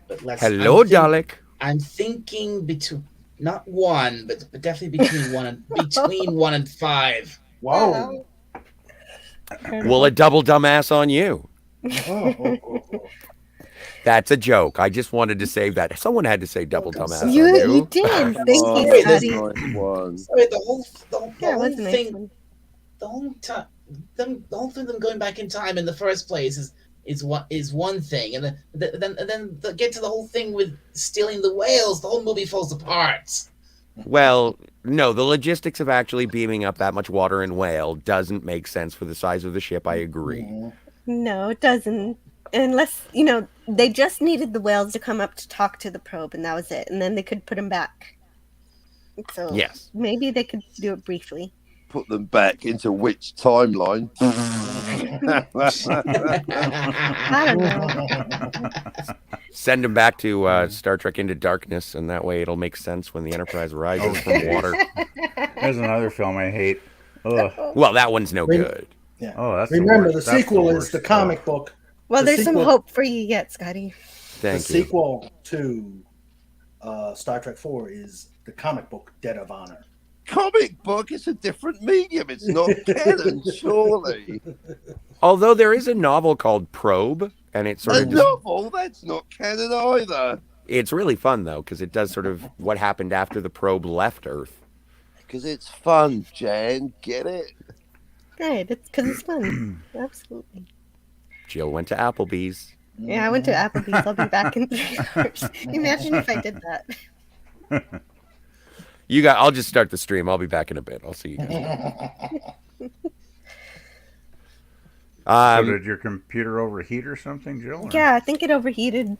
And then it It's still shut kind of down. hot. It's still kind of hot. I don't know. Yeah, it's been warm here lately too, man. Been like 100-degree days some days. With it. But computer talk is like, who cares? No, Either my but computer's gonna live or die. It's certainly been hot here this week. Oh, Dalek, it's just you. Yeah, it's you're that time of the attractive. year. Mm-hmm. Gee, the summer's gone by fast, though. Wow. So then, after we get done with all the Data having emotions and whatnot, and him trying to incorporate that, and then you get Geordi taken away, and he gets like a couple of deleted scenes. Which is Deleted fun. scenes. Okay, wait, stop. I don't know the deleted scenes. Please describe them for me. There is a bunch of torture scenes. Well, one torture scene with Geordi where it is revealed that because Dr. Soren has experience with the Borg, because his family was killed by them, he has like nanotechnology that attach onto Geordi's heart, and he's trying to get like the shield modulation through torture. And some of that was in the movie. Some of it was. They didn't have the whole thing explaining all of the technobabble of all of the torture and stopping Geordi's heart. But that's why there is still a line in the movie where it's like, what did you do with the engineer? And it's like, oh, he didn't give me anything. His heart just wasn't in it. And it's like a punchline to a joke that was never set up. But it was in the, again, maybe my adoration for Generations is because I read the book and I know it's not the same media, Captain. But it fleshes it out a little bit more, and I got to know the characters a little bit more. But the pièce de résistance, when it comes to Generations, I'm a big fan of when the heroes do their best to win, and they don't. And so Soren blows up the star, the planet is destroyed, and so is the Enterprise. And I was like, what? Watching that in the theater for the first time blew my mind. I was completely taken out of the idea that I was going to go see the movie where Captain Kirk died. I knew he was going to. Soren's killed millions of people. Yay. Billions! Billions, sorry. No, I'm sorry. I shouldn't yell. I just wanted to yell billions. It's one of my Lex Luthor moments of the day. So, so everybody, well, not everybody, Picard, Soren, gets sucked into the Nexus, and there we meet Guinan. We have a very special episode of The View, where... Oh, God. Less said about that, the better.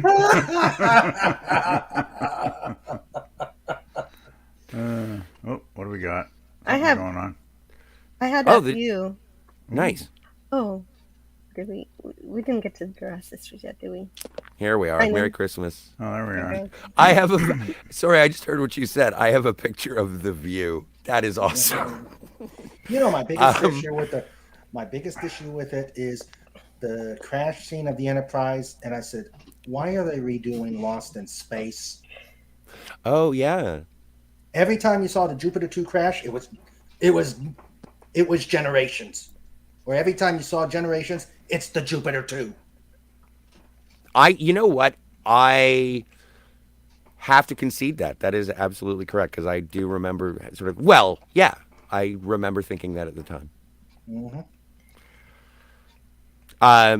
So this is an echo of Guinan, not a real Guinan, which makes sense, I suppose. And she says that she can't help stop Soren, and there is someone who can, and from his perspective, he just arrived here too. Also, wait, before we move on to Captain Kirk, I also want to say that it should have been Dr. Crusher as his fake Nexus wife. Yeah, right. Who is this lady that Picard is with? She's nothing. She looks remarkably like Dr. Crusher, though, so I do appreciate that Captain Picard has a type. Yeah, and it's funny. Picard goes through the entire TNG not liking kids, and suddenly he has like 12 kids. But I think that's part of the fantasy, and again, it's one of the things that I enjoy about this is that it's something that you didn't necessarily see about Picard when he was fulfilled his fantasy. It was like, no, you're a loving father now. It's something that he always wanted, but never could open himself up to. And I think it's a really great performance by Patrick Stewart as Jean-Luc Picard in this movie. I don't see Patrick Stewart when I'm watching this. I see Jean-Luc Picard, Whereas with the other Next Generation movies, I'm like, oh, okay, you wanted to take your shirt off. I didn't know you were the new Shatner. Well, he becomes Ahab in First Contact. Yeah, but he also gets down to his Bruce Willis Die Hard clothes. Mm-hmm. I don't know. To me, Picard is Picard. And really in any of the movies. Yeah, up until... until he's not. I'd have to rewatch it. It's been a long time since I've seen the movie, but I don't know. I don't remember. Well, there is a fan theory out there that Picard never left the Nexus, and all the rest of the movies are his fantasy. That's not a bad idea, actually. Star Trek is the Nexus. It's like the Nexus is the Nexus of Star Trek. Yes. Jeez. My question is, okay, the Enterprise crew, the star destroys, the planet's gone, the crew's gone, and Picard and Soren are the only two ending up in the Nexus. Kind of like a crazy dice roll. Well, he did make that bitchin' bridge, which we'll get back to later. Mm-hmm.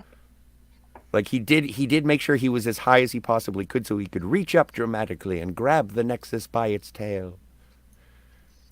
Yeah. So anyway, we're in the Nexus now. Yes. Soren is completely happy. He is reunited with his wife and children, and he could not be happier. He is elated. He has succeeded. That's a Deus Ex Machina in itself, the Nexus. Oh yeah. Yeah, it's how Captain Kirk survives being blown out into space. Yes. So we get cooking with the captains, and we get Captain the final. survives being blown out in space. What? Oh, Well, because it does sound like Captain Kirk, doesn't it? he I gets know, taken right? into the Nexus instead of. Yeah, it's boy, pretty you know. implausible. Oh, when you okay. think about I get what you're hanging on to there. I mean, It was a fellatio That's what she joke. said. it takes. Thank you for spelling it out, Scotty. It takes such ridiculous effort to get get into it, actually get into it. But Yeah. but you can this thing allows you to time travel. You can leave it at any point in space and time you want. Ha ha ha ha! Well, no, and the funny thing is it's like any ship that has approached the Nexus has been destroyed, but everyone we know who has been in the Nexus got there on a ship. Like Guinan and Soren were on the Elorian vessel, the Lacoul, and Kirk was on the Enterprise B, and you didn't have to blow up stars to do this. You could have just rolled the dice, as you said, and flown in. The thing is, though, how the hell do they explain Kirk getting blown out of the Enterprise and ending up in the Nexus? I mean, Well, they showed it. How does that make any sense at all? Like, Hell Gap After Dark. if you get blown out of a starship, you're basically going to be dead, right? I mean, Well, not unless the Nexus catches you. yeah, but I mean, talk about far-fetched ideas. Totally. That's more totally. fantasy than sci-fi. True. Okay. Yeah. It is. I agree completely. The whole idea of the Nexus. Yeah, I mean, that's one thing. It was just so implausible to me. That probably was one reason that kind of took me out of the story. You know. And the biggest problem is that they say that you have to be at a specific point to be taken into the Nexus, but was pretty lucky. They proved that you could do it with the ship. That the ship didn't get destroyed. The whole ship was taken into the Nexus. So I think it was So only that whole because thing is Kirk was Kirk. Because of movie, yeah. because of movie. Yeah. But What's yeah, I going mean, on? that Someone's always being kind of bugged tickled. me. So we get Captain Kirk and Captain Picard, and they make eggs. Yeah, that's another problem. I mean, they don't really do anything interesting. Butler! I mean, they make eggs, they ride horses. It's like, I like the hell is chopping this? wood. I like the chopping wood. They barely even say anything to each other. I mean, Yeah, it's this boring. We have the two greatest captains in Star Trek history in the same room together, and all they're doing is cooking. Jill, that is Making that is the perfect picture. That is how I feel when I watch this movie. Just the look on Captain Kirk's face. I didn't have time to take as many screenshots as I wanted. And But I gotta say No, this. that's great. I gotta say Shatner's this. probably thinking how ridiculous this scene is. I've gotta say. He's probably this. I've gotta say this. I'm making a lot of money for this scene. Shatner doesn't. Throughout this whole thing, Shatner doesn't feel like Kirk. I don't know. I disagree. I feel like I like when Shatner plays Kirk as the authoritative in command. But again, part of the reason why I love Star Trek V is that it's relaxed Kirk when they're at Yosemite. Like it does feel like Jim Kirk. It doesn't feel like Captain Kirk, and I like it. I don't have a problem with Jim Kirk, the informal scenes when he's not in command, at that moment. But what really bugged me about this film, though, is the way they killed him. It's like, if you're going to kill the most iconic captain in Star Trek history, he should die in battle. He should die on the bridge of the Enterprise. He should have died on the bridge, not under one. Hand-to-hand combat with a Klingon or something. Like, make it high stakes. Like, he basically falls off a bridge. Like, really? To save millions of people. Yeah, but it's a sucky way to kill Kirk. We can all agree. The way Kirk dies, the way Kirk dies is so lame. And I know I agree. I just hated the way they killed him. But Gap After Dark says, "Where's the food replicator in the Nexus?" That's kind of a good. That's kind of a good question. But some people like to really cook. The one scene, I forgot what movie it was, where Kirk has always known he was going to die alone. Star Trek V. So, yeah. He did. And I think that was in reference to his best friends, like some guy who showed up and said, "Come help me save the world," and you're like, "Okay, I showed up." And then you die. Like, I think that Captain, like, aside from the brief camaraderie that they had, which I thought was like lovely, Kirk did die alone. He died without his family around him. So no Spock, no McCoy, no Scotty, no Chekhov, no Zulu, no Uhura, nobody. That is when he should have died in battle. I think he should have died on the bridge of the Enterprise. You're absolutely right. Oh yeah. Well, I'm glad. It should have been more dramatic, right? I mean, just sliding off a bridge. It's like, okay. I just didn't like it. Me either. The first time I was ever confronted with the 7 stages of grief, I think, is when I watched this scene, because I was like, "You could have done this. You could have done this. Why didn't you go this way? What the hell?" I didn't want him to die, and so, but then he dies. Well, okay, so when they ride off in horses outside the Nexus, they don't have to go back to this point. They could have gone back to the point where they still had Soren in custody before he killed all of those people. Kirk could have gone back to the beginning of the movie and stopped him on the Enterprise B. Right, also that. Yeah, and then we could have had Kirk in the movie the way it began. Another thing that bugs me about this movie is like the whole Enterprise crashing on the planet thing. Jupiter. It's like it wasn't that interesting because it already happened in Star Trek 3, right? When they crashed the Enterprise. Yeah.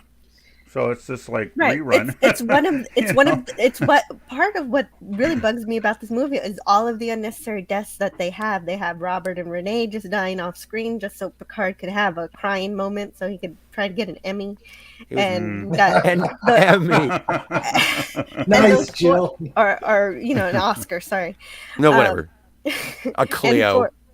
And Emmy would be appropriate because this is more like a TV movie. And there was those crew on that space station that everybody just forgot. There were just 4 of them that were unnamed and they just die. And then there's the Duras sisters, who are some of the greatest Klingons ever, and just the most fun. And they just kill them off, and they make them do something stupid like, "Oh, we're gonna take a hostage." Like, really? Come on. And then, of course, the Enterprise 17-1D didn't have to die. Jupiter too. Mm-hmm. Right.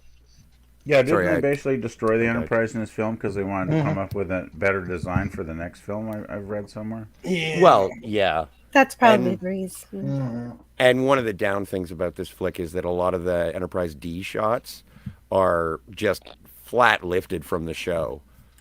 Mm. Like, I didn't know about that. Oh yeah, you watch it. They sort of upscaled it. Well, they still had the model and they still had all of the assets, if you will, but it doesn't look like they did a whole heck of a lot that was new. In my opinion, I think the Enterprise D deserved a little bit more on her final Oh voyage. yeah. Oh, Me yeah. too. Yeah, I think. Like I feel worse about how the Enterprise D was done dirty than I do about how Kirk was. But Kirk, the worst part about Kirk is just not even that he think dies that under was- a bridge.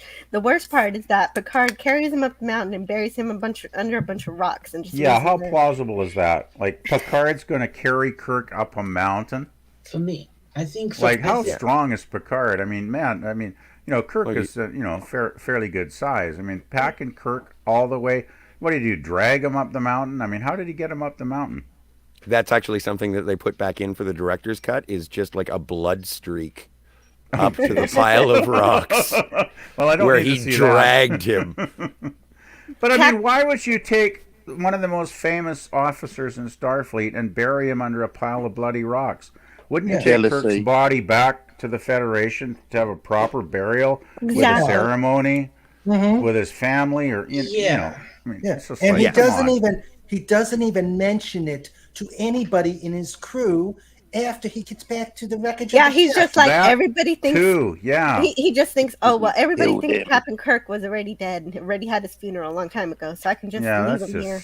just silly. No. It's wrong. It's I wrong. don't. They I don't just think treated I Kirk needed like it. crap in this movie. I didn't need a debriefing of him saying, "Okay, so I just met James T. Kirk. He was in this Nexus thing that Soren was trying to get into." No, but you and think he- you would have mentioned it, right, when you buried No, the you most didn't need famous all that. captain. You just needed to have him. He was jealous. You He was just needed a jealous very of Kirk's brief, reputation.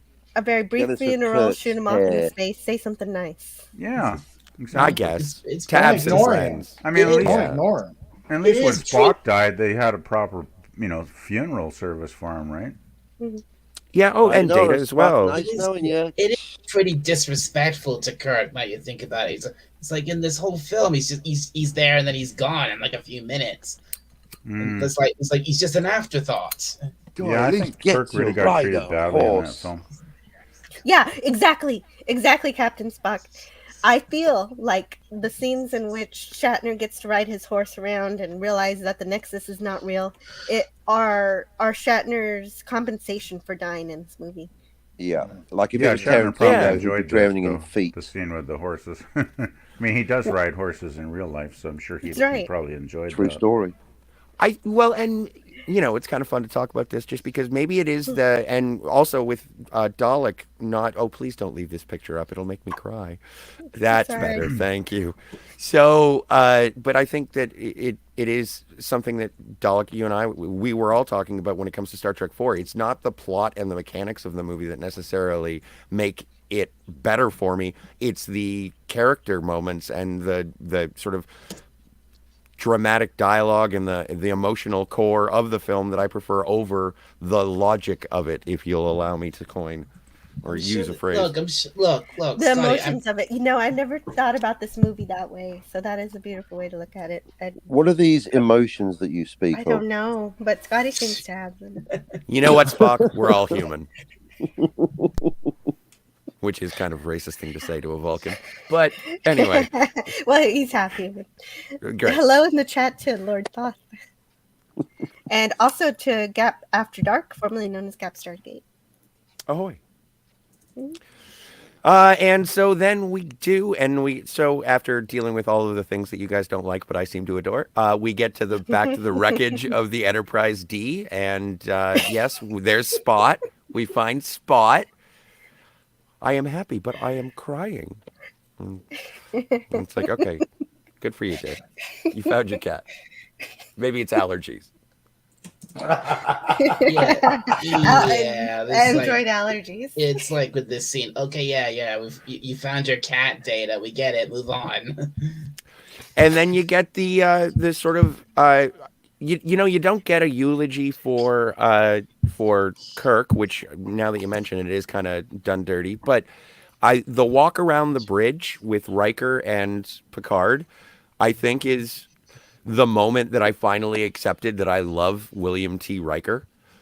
And it is a eulogy for the Enterprise, but it also is hope for the future. Time is a companion that walks with you and reminds you that these times will never come again. And then Riker's like, well, I don't know about you. I plan on living forever, Captain. I love it. I love it. And just the end of that whole scene is just like, I want to hug those guys. It's just so emotionally powerful for me. That is incredible because I make no notes for the end of that movie. That's like the true. I think that's like where the true transition happens. It's like the true end of the Next Generation series was when with the destruction and the final farewell to the Enterprise D. I think that's where it really ends. Yeah. Yeah, that's a good thought, Dalek. Mm-hmm. Even though, my favorite Star Trek The Next Generation movie is All Good Things, but it's a nice... I will amend the thumbnail for that. No, don't, because people will hate me for liking Generations, and it'll be fun. So... Okay, I'll leave it alone then. Yeah, no, don't work harder. I didn't. So, but yeah, but I do think that Generations is a nice sort of epilogue to that era of Star Trek, and the death of Captain Kirk makes it part of that sort of, all right, now we're moving on to new and other things. And you get to First Contact, and you get a new Enterprise, you get the Defiant showing up with acknowledgement of Deep Space Nine. Like, all of this stuff moves forward into more of the Berman era than the Roddenberry era. And I think that the Roddenberry era really ends in Generations. Yeah, I would agree with that synopsis, basically. But the only problem I have with it, my big problem with Generations is the way they killed Kirk. It's like a character with that many decades, all those stories behind him, the heroics. He should have had a death where he was on his feet, battling an adversary, and gone out that way. That's just the way I'm always going to feel about it. Yeah, no, and again, whenever I talk about Generations in this glowing eye that I have for it, like Sauron or something, it is me dealing with the death of Captain Kirk every time I talk about it, because I never liked it when I first saw it. I think I threw hot popcorn on my girlfriend at the time. Oh, jeez. She laughed. She laughed when Kirk said, "Oh my," and I was like, "You're fired." So,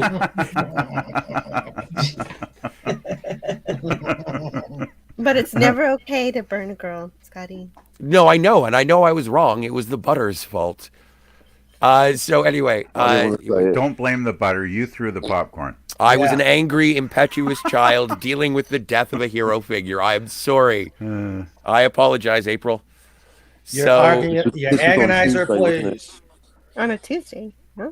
What is that? No, we didn't get the popcorn until Tuesday. Okay. Because of the tractor beam. Tractor beam. You didn't leave space. Oh, right. Let me guess. Tuesday. Exactly. Yes, Tuesday. Oh, and yeah, big ups to Cameron from Ferris Bueller's Day Off for being the captain of the Enterprise. Yes, I meant to mention that. Thank you for bringing that up, Captain. That's great. It's totally fine. I had no problem with that. No, that was funny. That was actually a good joke. That was a running gag that I enjoyed. But yeah, it is dealing with the death of Kirk, and just like I don't want one of my childhood heroes to die, and there are so many different ways that this death could have been avoided if they had changed the plot of the movie or whatever. And one of the things that finally sort of struck me is that is what dealing with death is. You don't get to choose. You don't know when it's going to happen. You don't know how. You don't know why. It's just something that gets smacked into your face, and you confront it head on, or you get angry. You get angry at it, and you never forgive it. Stage 3. Yeah, I think so. I have an idea. Oh, what is that? I'm gonna make a poll. Okay. Oh, call him Bishop. Ooh, a poll. Yay. Whose like death? Are we dancing? Whose pointless death? Yeah. Han Solo. First. Oh my. Well, if you want to talk about death, we can talk about all the ways the universe is wrong. Tasha Yar. Well, I'm gonna keep it in Star Trek. Okay. I can put Han No, Solo I was if you jesting. want. This is clearly a Star Trek. No, discussion. it's let's okay. just- No, I'll let's put just Han limit Solo it. in for you, Captain. I know. How about Red Shirt number 3, season 1, episode 4? Red Shirt number 3. He had potential. I'm still busted up over that one. He didn't even have a name, but he had a face, personality, a family, a bunk bed. No, I and a know future. which red shirt. Red shirt. Number 3, the best the one. female Clean red shirt shaven that every becomes- day. Oh, female yeah. red shirt that becomes a cube and by any other name. and Yeah, gets that crushed. was tragic. That was No, that tragic. was nasty. Yeah. I was thinking about Nice Ensign boy, Rizzo they from called Obsession. It still hurts. A dodecahedron, right? Or something. Yeah, the dodecahedron. She was cute too. I Yeah, mourned she for was. her. Yeah. I think Don't that's worry the about first- it, Ensign. Now you're going to be handy for D&D games. Laugh it up, fuzzball. I think she was one of the few red skirts to ever die. So you're usually pretty safe in a red skirt. I think she which was is the why only one. And she was the only red The skirt. only red skirt. A dame, double tragedy. But also, Yeah, that was- well, That was so actually but pretty, we're forgetting Tasha Yar. No, I'm not. Okay. We Because are not. Tasha Yar has been abused by the universe in the worst possible way in the entire galaxy of Star Trek. That's what Like, gave me the idea. She went to for dinner with Solo. you.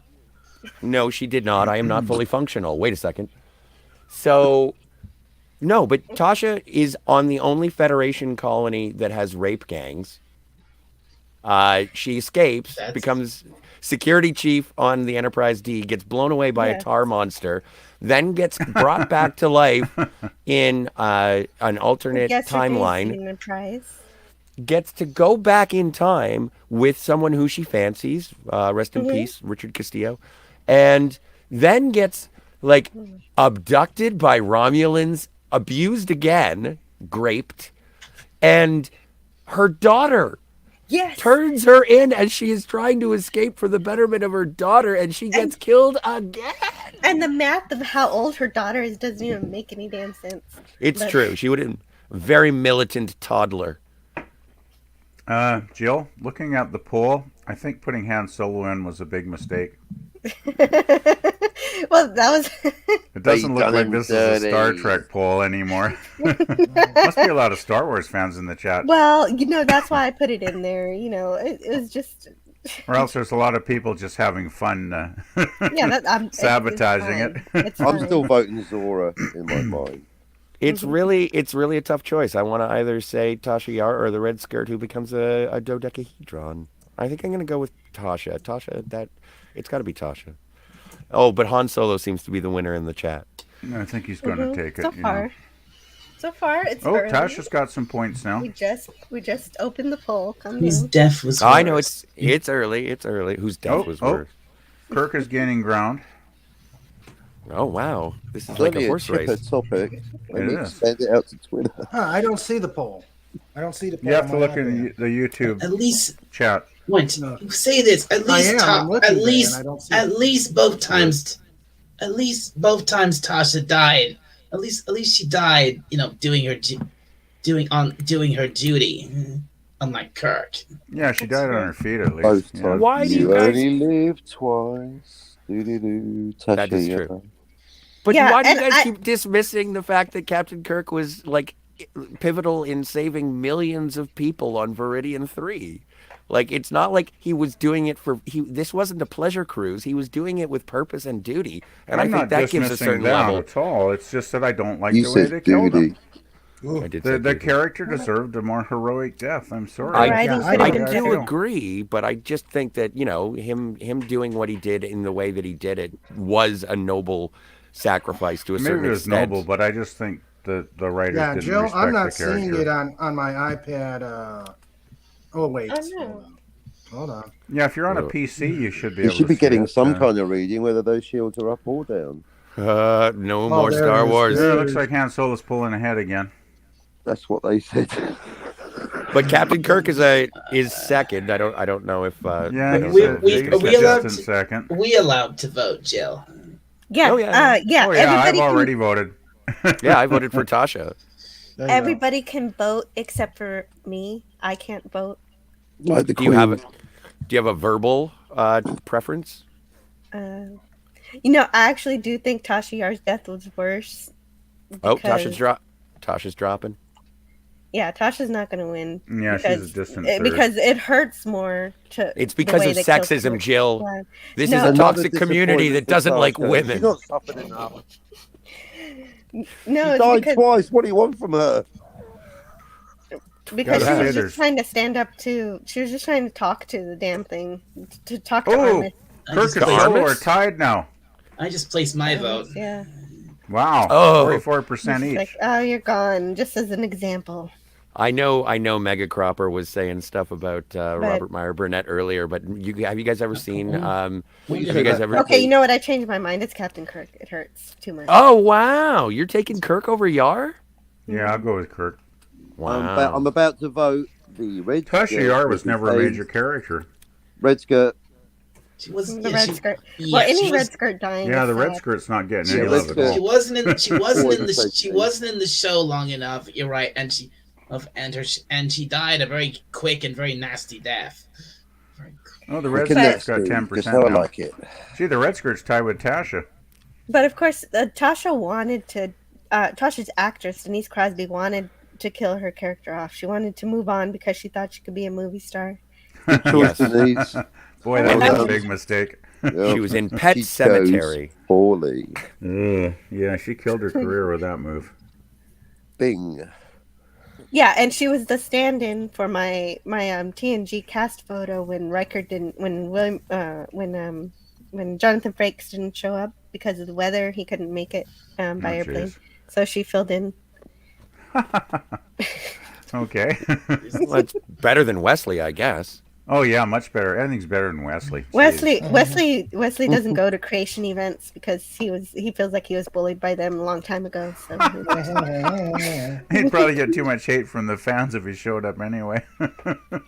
Did you see him in Star Trek Patrick Stewart when he made it and he was a traveler or whatever? No. Oh, it was Did anybody? awful. I did. Hey, Jill. Yes, Dalek. This is a real. I'm really enjoying this great conversation on Star Trek, but I'm gonna have.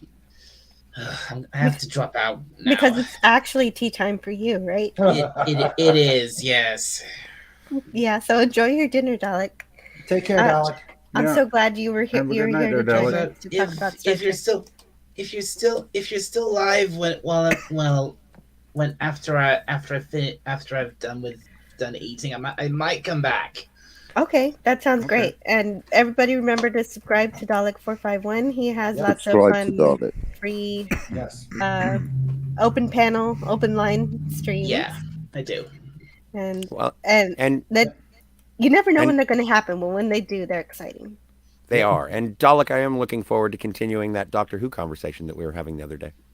Oh yeah, that's right, the Doctor Who conversation. Yeah, sure, that'd be great. Yeah. I'll let you know if I notice that Dalek is on, Scotty. Thank you. When and I'm subscribed and the bell is rung. Because Dalek's knowledge on Doctor Who is so great. So you could finally have someone to talk to about that. Well, thank you, Jill. So anyway, yeah, I really have to go. So I'll still be watching. I'll still be in the chat. So I won't be completely gone. So I'll see you. No one's ever completely gone, Dalek. But for now, I'll see you all later. So bye-bye. Bye. Take care, Dalek. But going back to the poll, I don't know if you guys have seen Free Enterprise when they talk about the imaginary friends, which one is more popular, Captain Kirk or Han Solo? And the kid says, "Oh no, the kid who hit me said that Han Solo was cooler than Captain Kirk." And Shatner just looks at him in character, and he's like, "Well, kick the little fucker's ass."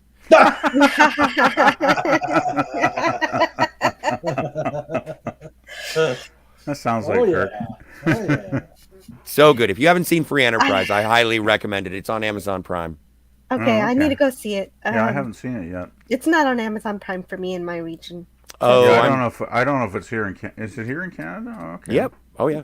But I don't have Amazon Prime though, so. I guess I do have a VPN, so. Yeah, that's Robert Meyer Burnett's movie, isn't it? Yeah. It is. Yes. So it is one of my favorites. Yes. I'll have to watch that one of these days when I. There's nudity. Oh, well, that helps.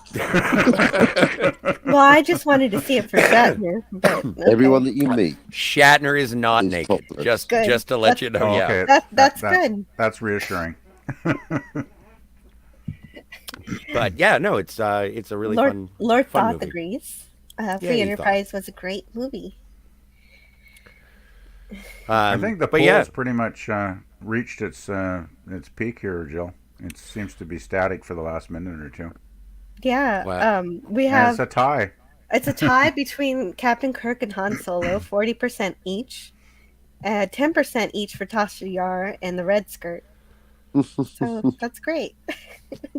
I'm glad I thought of that poll. Polls are always fun. I'm Yeah, so they happy are. with that. That was that good. new feature. It's always nice to see Kirk and Solo tied. Why do they call him Han Solo again? What is his last name for real? No, Solo, too soon? that's right. I'm going to call you Han Billy No Mates. Yes. Your name's Han Billy No Mates. I guess it's a limit of 4 in a poll. 4 things in a poll. Yes. Yes, you can only put 4 things. I wish they would have larger polls. Actually, it would be fun to do a poll of all the Star Trek movies. Yeah. That Oh would be no, good. Han Solo's But then pulling you'd need ahead. Oh crap! What? He must have Arg. made it to light speed. Oh no! Now No. now Now we're back. it's Oh my stars! This now is we're so back exciting. at 42%. All right. So exciting. Man, the poll's going wonky. Here. Scotty, more power. The engines can't take it, Captain. I don't care. Just kick the little fucker. Well, just bypass the hyperdrive motivator. I bypassed the compressor. That's the Shut one. up, Ray. Yeah, sorry, I misquoted Ray Skywalker. Sorry about that. Oh, shame on you. I know, Don't- right? Don't misquote the bestest ever. Oh my stars! Oh jeez. And garters. What am I, a beast? I didn't. Only at weekends. Gap Stargate in the chat. Wait, sorry. Gap After Dark in the chat says, "I know we're talking about Star Trek movies, but Did you know Do on you- September 6th? on September 6th, this is coming out. It's a cool box set of the motion picture, the director's edition. Yeah, Could be interesting. yeah, I heard about that. I still haven't seen the director's edition, the new one, the remastered 4K, and I'm hoping that it comes to like sort of a Fathom event or something at a local cinema. But when that comes out on Blu-ray, I don't have a 4K player, but when it comes out on Blu-ray, I'm totally getting that. Well, yeah, it looks like it's coming out on a collection of 4K UHD Blu-ray. Wow. But the prices of the sets are crazy already. Really, you Oh, can't geez. pre-order it. Oh, Normal wow. Price. Wow. Star Trek the collection, eh? Who knew Paramount liked money? Yeah. Well, Yeah. the problem with that is I don't really want to fund any of the new stuff they're doing, but I want That's true. I want Well, the movie set anyway. That means Actually, Jill, that means I bought the 50. I spent lots of money on the 50th anniversary edition, and it has all 4 movies. And now they do this. Yeah, I thought that was pretty weak. actually, I was going to say, Jill, if you want to get the motion picture and not support Paramount, just go to like eBay and buy it like from a seller there, because then you'll be buying it off a third party. You won't good directly idea. be paying money to Paramount that way. That's a good Or idea. Amazon, exactly. That's true. They Yeah. already paid the money, so that makes Exactly. sense. Yeah, thank you. So Yeah, that way makes you sense. won't be I've done that supporting them. before. Actually, you can probably get a better deal there sometimes too, because I think sometimes if you go to the main websites, they jack the prices up sky high. So But I am looking forward to seeing it. It is very good. You're gonna enjoy it. They update all the colors, and it looks great. Oh, wow. And it sounds great. And jeez. Discovery, what are you doing in my feed? I said Star Trek, not the filth. Silly Oh, search no. engine. oh Trying no, to sell me Discovery. Doesn't count Get- Star Trek. Did you get Mikey in your feed? Exactly. I said Star Trek, not 1D chess. Gap After Dark says you can pre-order it, but it's $119. Oh my heavens. That is a lot. That's a lot of money for a movie Yeah, that that's I a lot of already money own for- twice. For one movie, jeez. Still, I want to see it. And that's why I'd rather see it in the cinema. Like, I'd rather see it on a big screen. Yeah, right. Like I could show it to you, but it's it's not right. You should see it. Yeah, I don't saw want it on the big screen when it first came out, and that's the way to see it for sure. Yeah, like, and I remember at the height of Star Trek's popularity, just when the seventh season of Next Generation was ending, Toronto was just totally covered in Star Trek. Huh. If you went to the Royal Ontario Museum, they had a Star Trek pavilion. If you went to Canada's cool. Wonderland, they had a Star Trek pavilion. If you went to the Science Center, they had a Star Trek pavilion, and they were when I went showing all of and this would have been in like 94. They were showing all of the Star Trek movies up until that point on their sort of Cinesphere. It was so amazing. That's awesome. Yeah. Wow. Wow, Canada really knew how to party with Star Trek. Yeah, Wish back we'd in the had something 90s, Wish we'd had that out here in BC. But I guess Ontario does things a little bigger, I suppose. Well, don't forget, Toronto is the center of Canada. You forget. It's the biggest city, yeah, for sure. Yeah. Well, no, I know a lot of people don't like Toronto because it thinks that it's the center of Canada. Well, I mean, it is the largest city, so. And thus the center of the universe. And thusly the center Toronto of the good, well, as they call it. Dude, who calls it that? I've heard that expression quite a few times, actually. All right. I think it's mockingly said, but... Actually, I've never been to Toronto, so I can't judge it. Wait, sure you can. all of them, even the Undiscovered Countries, is coming out in 4K too. Is that right? Gap Star After Dark. Sorry, I keep messing up your name. I keep remembering it was Gap Stargate. Wait, now you're Gap After Dark to be more encompassing of all fandoms. Well, Jill, here's a question for you. Which is better, Star Trek 4 or Star Trek 6? Star Trek 4. Yeah, Star Trek 6. Yeah, and I know I'm in the minority of loving that movie too much. I'm with you. It go for me. It probably goes 4, 6, 2 as my top 3 would be my go. And it's not because I don't like Wrath of Khan. It's just that I've seen it so much that it's sort of it's a warm cloak that I get to put on, but it's not something I get excited for anymore as much. It's like hearing Stairway to Heaven again. Sorry? It's like hearing Stairway to Heaven again for the 800th time. Exactly. It's not that it's bad. It's not that I don't like it. It's just that, my stars, change the channel. Exactly, yeah. Sorry, But- Joe, I and- think I didn't No, mean to it's cut okay. you off. Yeah, there. sorry, No, that's Jill. okay. No problem. No, I needed to hear that. And Jill, you're 421? 4216. Okay. 3. Anybody else want to give a top 3? Really? Jill, your favorite is 4? Yes.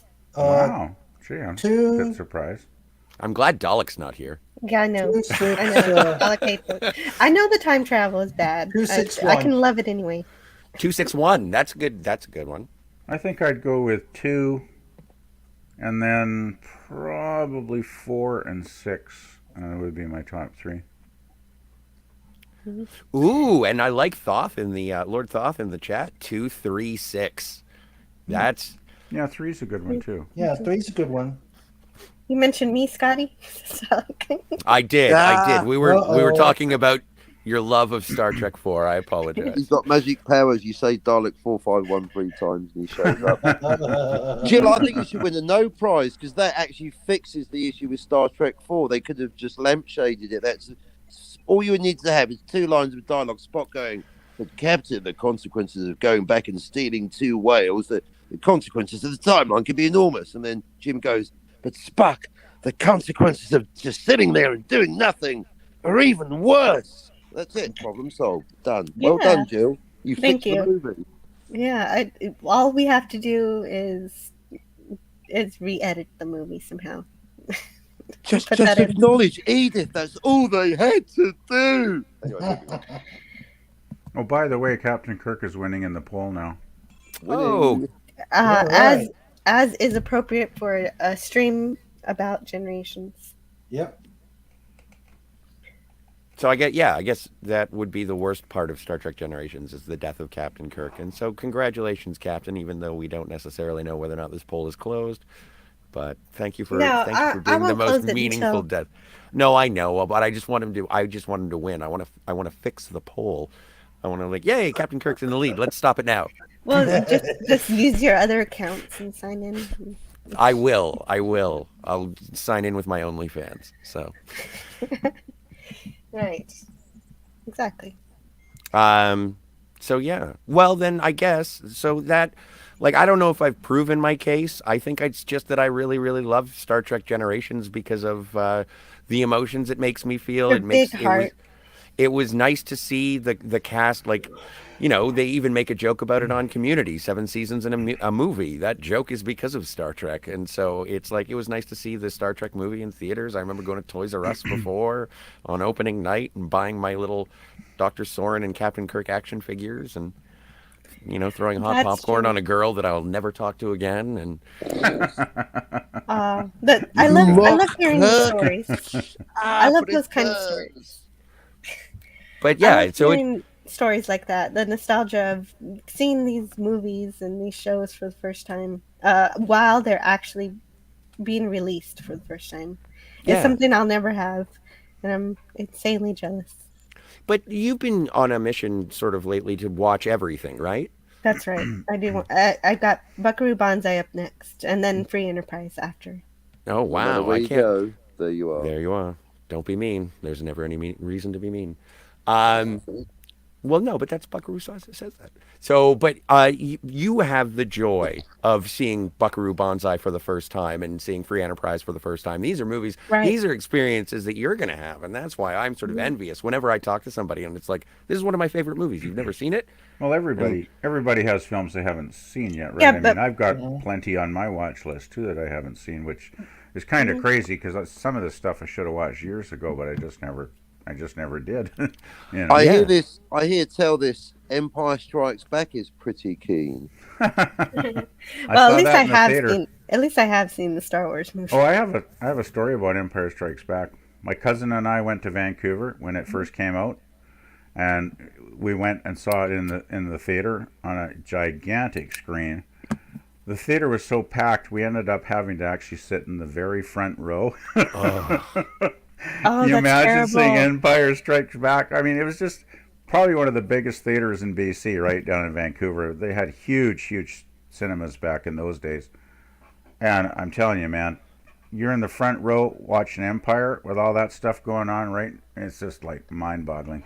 Yeah, It and was did you something else. get a neck cramp from that? I didn't notice because I was just enjoying the film so much. Nice. It was really an experience, though. I mean, it's like, man. Yeah, right. I get to hear. I love hearing stories about people who get to see these things for the first time in theaters, like when people saw Wrath of Khan for the first time and cried. Yeah, I and, did. In the and they theater. had to wait 2 years.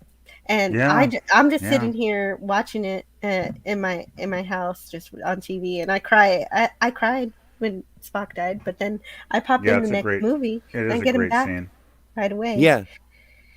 Um, And yeah, that- I mean, yeah. I saw. Well, that sort of speaks to the same thing that you guys were talking about before with the wait that you had to have between Best of Both Worlds 1 and 2. Oh, yeah. It's like, and you had to, it was interminable. It was one summer, but like at the end of Star Trek 2, and then, you know, I'll tell you about the 80s, kids. You didn't know a movie was coming out until there was a commercial on the TV or a poster at the cinema. There was no internet, there was no phone, no lights, no motor car, not a single luxury.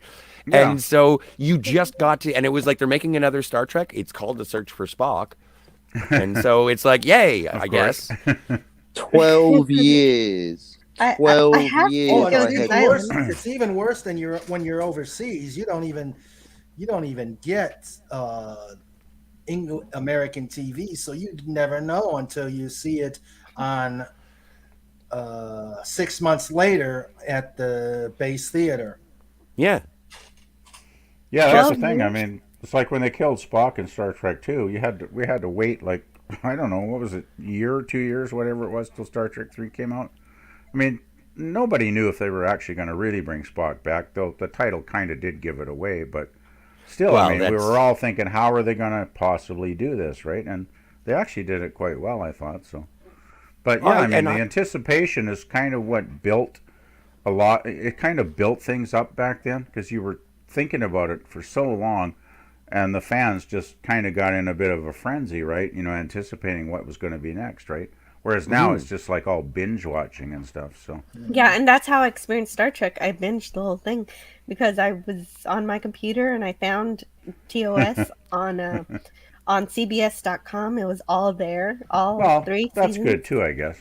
And that's how I fell in love with Star Trek and had to get the rest. Thing is, You though, just woke when up one morning and said, "I like this DeForest Kelly fella. I wonder if he's been in anything." Yes. But yeah, back in the day, like I remember seeing TOS when it first went into syndication in 1969, and you know we'd get one episode a week, and I mean, of course, then there was no VCRs, so you couldn't record it. I remember I had this crappy little cassette recorder, so I'd set it up in front of the TV with the mic, and I'd actually record the episodes just audio only, so I could actually listen to them again. You know, because I mean, you'd be waiting, you'd see your favorite episode, and it might not be on the TV again for a year, right? So, you know. Who remembers the old Columbia House videos? Oh yeah, Oh, yeah. I remember those. Yeah. I got half of the original series on through that silly subscription. You subscribe for it. They were expensive though, weren't they? Yeah, they were. Yeah. Yes, they were. Oh my gosh, they were expensive. And I've still got them in my basement, but nothing to watch them on. Yeah. Well, and I almost bought those. Like, are you talking about the ones that are like the gray ones with the? Yeah, and then they've got the awesome cover art in the center and the front. I saw one of those for sale on a local marketplace, and I was like, "Ooh, only $80 for the whole set. That's like that's $1 an episode." And then I was like, "You don't even have a VCR. Where did you put them?" Yeah, DVDs are just Blu-rays are just way easier. Yeah, indeed. And you get the special features too. So. Well, the special feature, you know what? And it's fun to go back and watch. Like, I like watching the remastered of the TOS, but it is nice to go back and watch the original special effects as well. I still like the original effects more. To me, the CGI just looks cartoonish. It doesn't look real to me somehow. What I found, there are episodes that improve, like Doomsday Machine. Definitely, I think it looks better because the last scene of the original with that cheap, Enterprise, model kit they use for the Constellation. Oh yeah, whatever looks horrible. It does. You guys who have seen the remastered, in Mirror, there is a goof in the remastered version. I don't know. Okay. Yeah. Okay, I haven't noticed that. Midway through, Mirror, you suddenly see the Enterprise coming at, you see the Enterprise coming from, oh God, how do I describe it? We got to work on your phrasing here. At high speed from the theme song. Oh, okay. Yeah, it was just like, and it was so random. You go, what the heck just happened? Huh. Right in the middle of the episode. Yeah, I don't know if I've actually not watched TOS in its original form. I've only watched remastered. So I need this is in the remaster. This is in the remaster. Oh, okay. You really should watch the original effects sometime, Jill. I do want to. It is a different experience, and to me, it's a better experience. I mean, but I'm an old original fan, so I have them. I just haven't tried it. Yeah, watch some of them. Because I'm like, I want to see the shuttlecraft. Oh, the shuttlecraft looks way cooler in the original effects, I think. Oh, really? Okay. Oh, much better. I think it looks much more realistic because they actually, they were real models, right? They're actually physical models that they filmed, and to me, it just has more of a realism to it. For sure. Yeah, watch and a also few it'd and be just helpful because this topic has come up a lot, and I don't know the difference between the remastered and the there's original. quite a difference. I'd like to be able to be knowledgeable. The 50th actually has a way you can toggle. Oh, yeah, wow. if you have the Blu-ray, I think you can toggle back and forth between the original and the remastered. Yeah, I just never tried it out. Yeah. Okay, so I got to rewatch all of. Well, I'm going to rewatch all of TOS anyway for my show on Tuesdays. The thing is, it does depend on the episode too, right? Because some episodes don't have a lot of shots of the ships, right? If they're basically taking place in the ship, and you don't see a lot of there's not a lot of space battles or anything. So the ones, with a lot of the, a lot of scenes of the ships are probably the ones to maybe start with. Anyway, just watch it. It's worth it. Imagine waiting 12 incredibly long years. Captain, what are you talking about? To see Blade Runner in the cinema. Oh, wow. That's a long time. I saw it in the cinema when it came out, like 3 times I went. Hopefully Scotty I was doesn't... too young. I got turned awesome. away twice. Awesome on a big screen. They wouldn't see me. They wouldn't see you because you're too young? It's a Rachel reference. Yeah, it's a Blade Runner reference. Oh, okay. Story. I got turned away twice. I actually got a special ticket to a preview screening from a magazine, and everyone showed up, so I got turned away from that. And I went to see it with my parents. Got turned away from that. Too young. Turned away. 12 years of pain, but it was worth the wait. I think Kirk's officially won the poll, Jill. He's like 21% ahead, I think. Yes, that's not surprising. And you know what? Redskirt is beating Tasha Yar. Well, that speaks volumes, doesn't it? People just do not like Tasha Yar. What if we talked about Ishara? Let's talk about Ishara Yar. How do you guys like Ishara?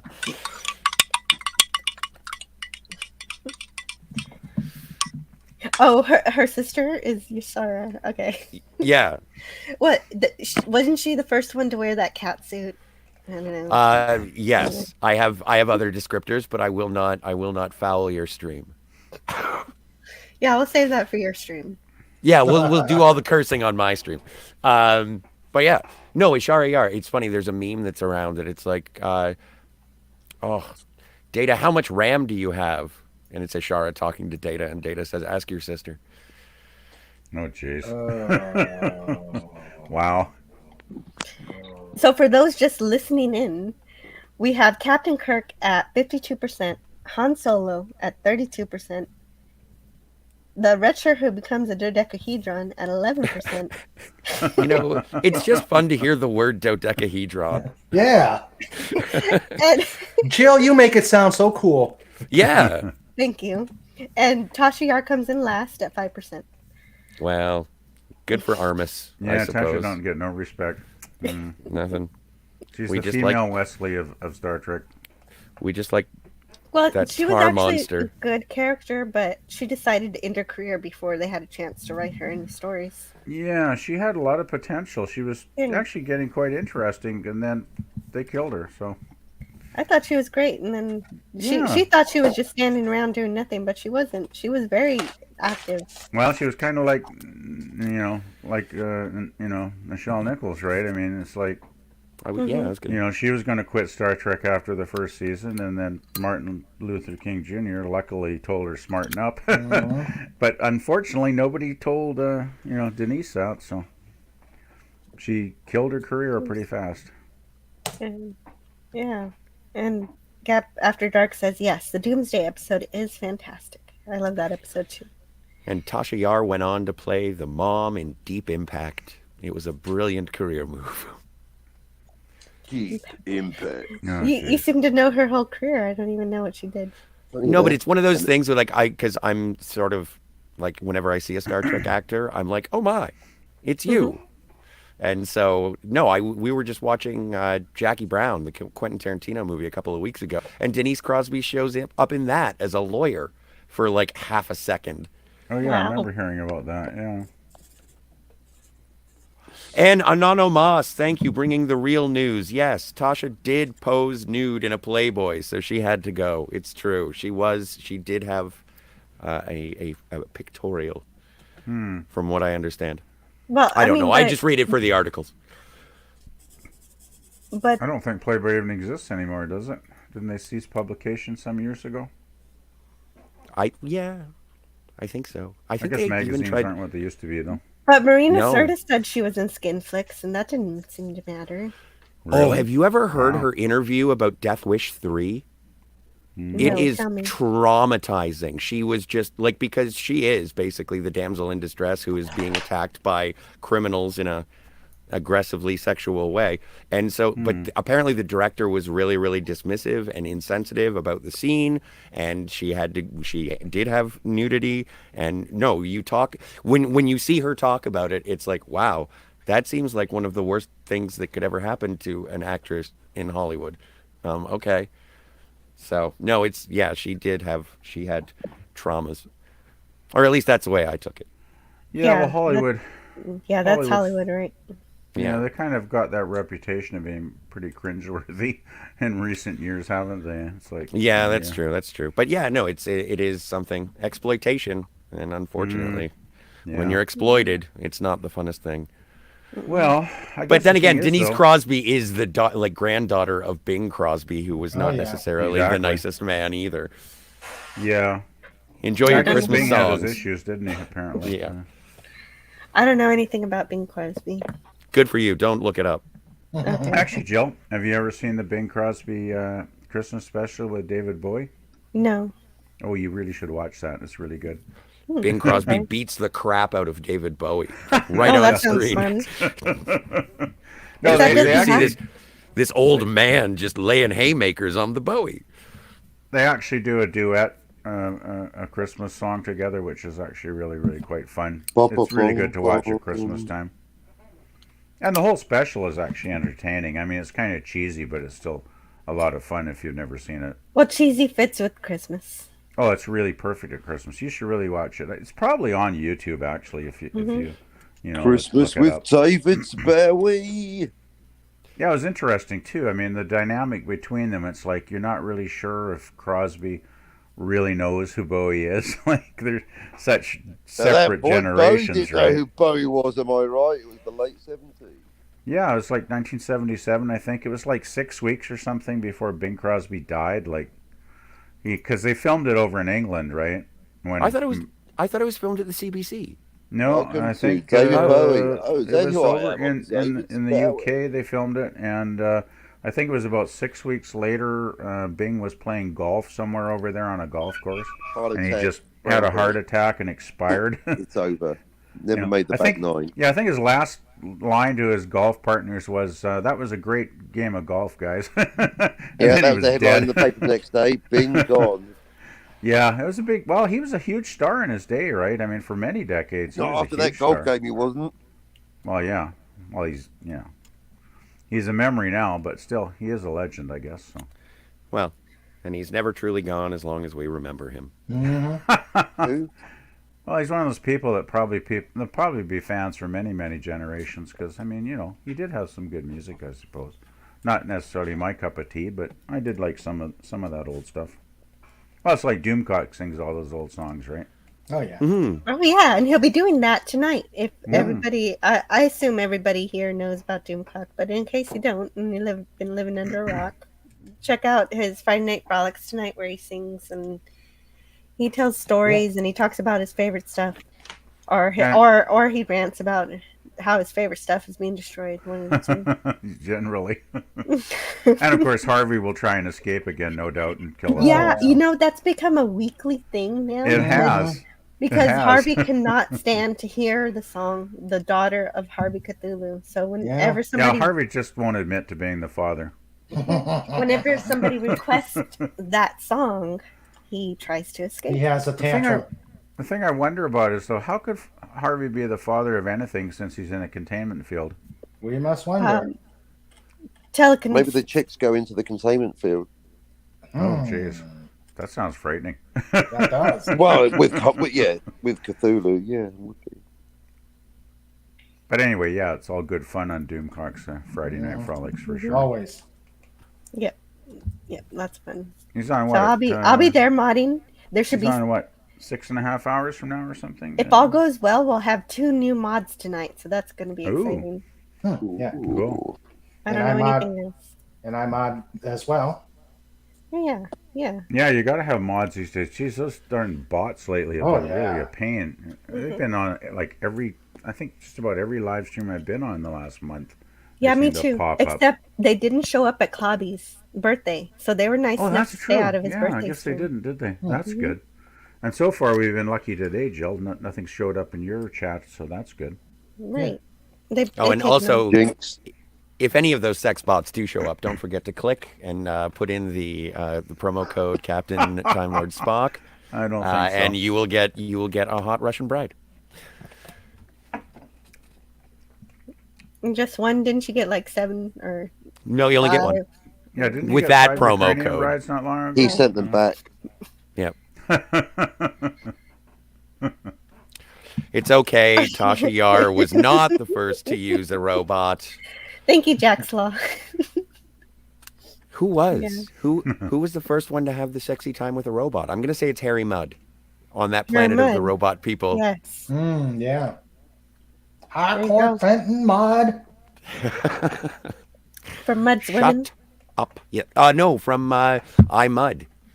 Yeah. I Mud. Oh, I was thinking the sequel. Yeah. Yeah. I never Mud's liked Women is the Harry first Mudd. one with the drug, the Venus drug. Did anybody And then- find the whole thing with the Venus drug kind of like Lame? Really? Yes. It's like just believe in yourself and you're going to look that different. You had it in you all along. It just seemed kind of a weak premise to me. And the animated series had another sequel Oh, yeah. for it too. There's Yeah. another Where, Mud in that, isn't there?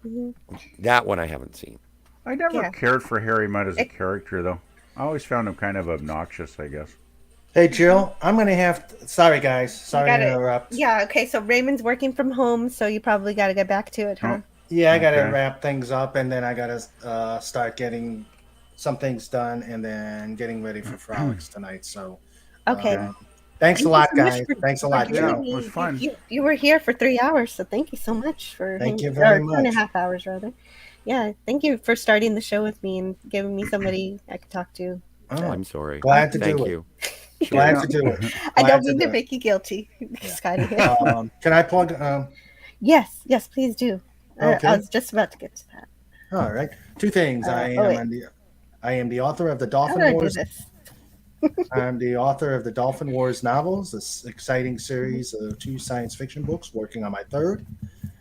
Please go to Amazon to get them, or if you want a signed copy, please. Oh, this one. Please sorry. let me know. I have a link tree that you can go to reach out to me and get one. And I also have a YouTube channel, King Dolphin TV, where I interview creators of all sorts. Doing shelter things. Yet Wednesday we did an interview on robotics. So please sub to King Dolphin TV. And on Saturdays we have Just Cuz, which is a variety show where we have fun with a panel of guests, and anything can happen, and usually does. So Nice. please subscribe to King Dolphin TV. Yeah, very fun channel, very fascinating streams when you have on those guests, and you're really great at interviewing and taking questions from the chat. Yes, thank you. You're welcome. Yeah, if you want robotics, take a look at last Wednesday's show. Yeah, and Really if you want good. shenanigans, hang out tomorrow. Yep, hang out tomorrow. Yep. I subbed All right. a while ago, actually. So Oh, thank you. So thank you again, Jill. I'll see you tonight. You're welcome. Thank you. Bye. yep. Night. Night. Thank you, guys. Bye, King Dolphin. I just subscribed and I rang the bell, so thank you. Oh, thank you. Thank you, Scotty. Thank you. Looking forward. Yeah, awesome. Yes, thank you. Take care. Cheers. Later. Least I could do for the captain of the Enterprise. Yeah, I've got nothing to plug. He's a helmsman. Or Oh. yeah, he's helmsman of the Enterprise. The Clobby Prize. I don't know. With Sandra. And James Caserta says that he is subscribed. Awesome. That's good. Wicked cool. Yeah, I think I'm pretty much subbed to everybody, actually. And Raymond will be listening to the rest while he does all his chores and things. Outstanding. And Captain Kirk is still 57% in the chat or in the poll. That's great. James Caserta says that he is a sex bot. Well, how much was it, and where do I get one? Anonymous says, oh yeah, we read that already because Scotty jumped all over that. Sorry, That's okay. I jumped all over the sex bot. Yes. Okay, Anonymous says, Oh, don't man. forget she played in Walking Dead in Terminus. Yeah, she was. Yeah, I guess she was in in that, wasn't she? I remember that now. Yeah. It amuses me to know and how much everybody knows about Denise Crosby's career. It is kind of funny now that you mention it. And then if you explained it to anyone else, it was like, have you ever heard of Denise Crosby? 90% of people would be like, who? Yeah, exactly. Oh, well, it's kind of like when I watch The Game, directed by David Fincher, and it's like, is that Elizabeth Dennehy? And she was obviously like the, what's her name, in Best of Both Worlds. She was Shelby, Commander Shelby. Oh, Commander Shelby, yeah. Shelby, right? I was she shows up in things, and that's the thing is like when it's like with Star Trek actors, I'm just like, oh my stars! I can't believe it. It's Admiral Hansen. How do you think TNG would have been if Captain Kirk had just been assimilated and died, and we had William Riker as the captain and Shelby as first officer? I think it would have been cool. Would have been an interesting character, actually. Yeah, right. I think so. I think they had a good a relationship there. It might have been actually a better show. Mm-hmm. Yeah, I think that it's unfortunate they didn't write her character into a few more episodes at least, because Shelby was like, obviously she was there to like, be annoying in the sense that she was trying to basically, take over Riker's job, but I thought she was a really good character, actually. Yeah, I really enjoyed it. I enjoyed her in that as Shelby, and her being the first officer would have been good. I always thought that she should have come back for like a Voyager or a Deep Space Nine. It would have been nice if she'd come back for something like, because she was a good character, and they just, they never followed up on it. And they never spoke of her again.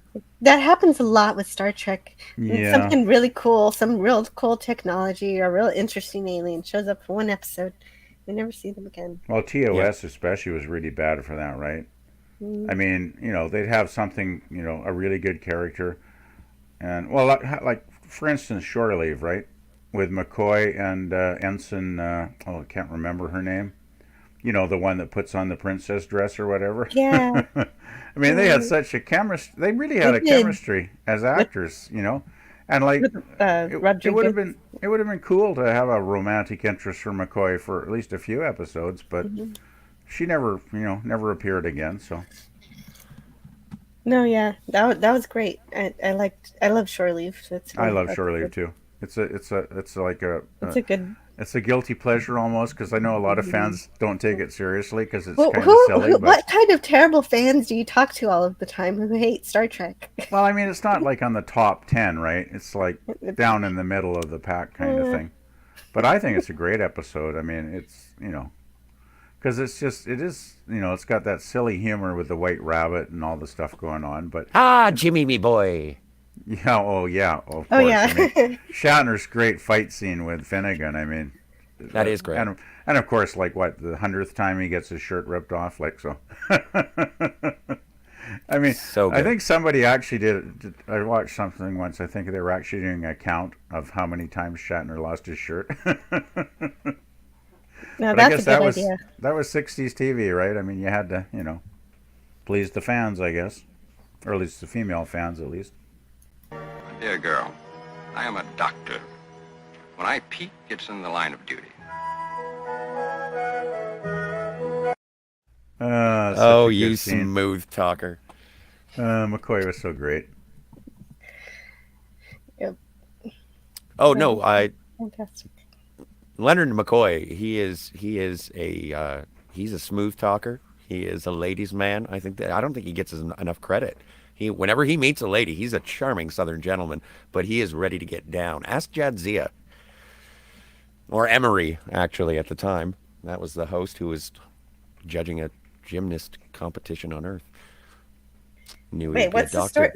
What did Dax have to do with McCoy? I'd missed that. In Trials and Tribulations, when they go back to the Enterprise, the crew of Deep Space Nine, they go to the Trouble with Tribbles. They're on the bridge, and it's Cisco and Jadzia, and Jadzia's like, McCoy, why do I know that name? Leonard McCoy. I met him when I was in Old Miss. I was judging a gymnastics competition on Earth. And Oh, I cool. knew he'd be a doctor. And Ben is like, how did you know he'd be a doctor? He has the hands of a surgeon. And Jadzia sort of does a waggly eyebrow thing and is like, no, I fucked him. Okay. Interesting. So, Well, but it's it was Emery interesting. Dax, yeah. It's interesting Really? McCoy was hanging out at a gymnastics competition, too. Told you, Was he ladies, like- man. Was he like, helping people that had injured their ankles or something? Or? Yeah, he was a paramedic. There you Okay. go. Yeah, that's pretty funny. And I do apologize for this swear. I apologize. I let that loose. I know that I'm not supposed to. Well, if it's accidental, it's fine. Thank you. I apologize. You get a few. Jack's Law says that would be sad to get where they are and then not know who each other was. What is that about? I don't know what that's about. But that would be sad. Would be. James Caserta says there were remastered take. Okay, I don't know what he's saying. Oh, Words and Pictures. Hey, how are you doing? He's lurking and listening. Death Wish 3. I don't think she paid for that either. Got paid for it? Or paid for Oh, it? Well, she was. I don't know. She didn't get Yeah, paid for Death Wish 3, is what Words and Pictures is saying. Oh, okay. Yeah, and that makes it even worse. Then Lord Thoth says, "Who's Doomcock?"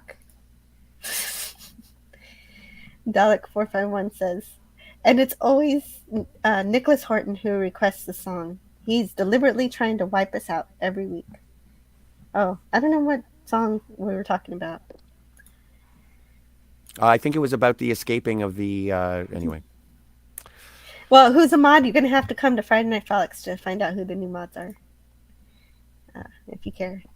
Lord Thought says, I don't know. After a few beers, women look better and better. So a drug? Well, yeah, but it would be a very different Oh. episode if it was like, here, have a Pabst.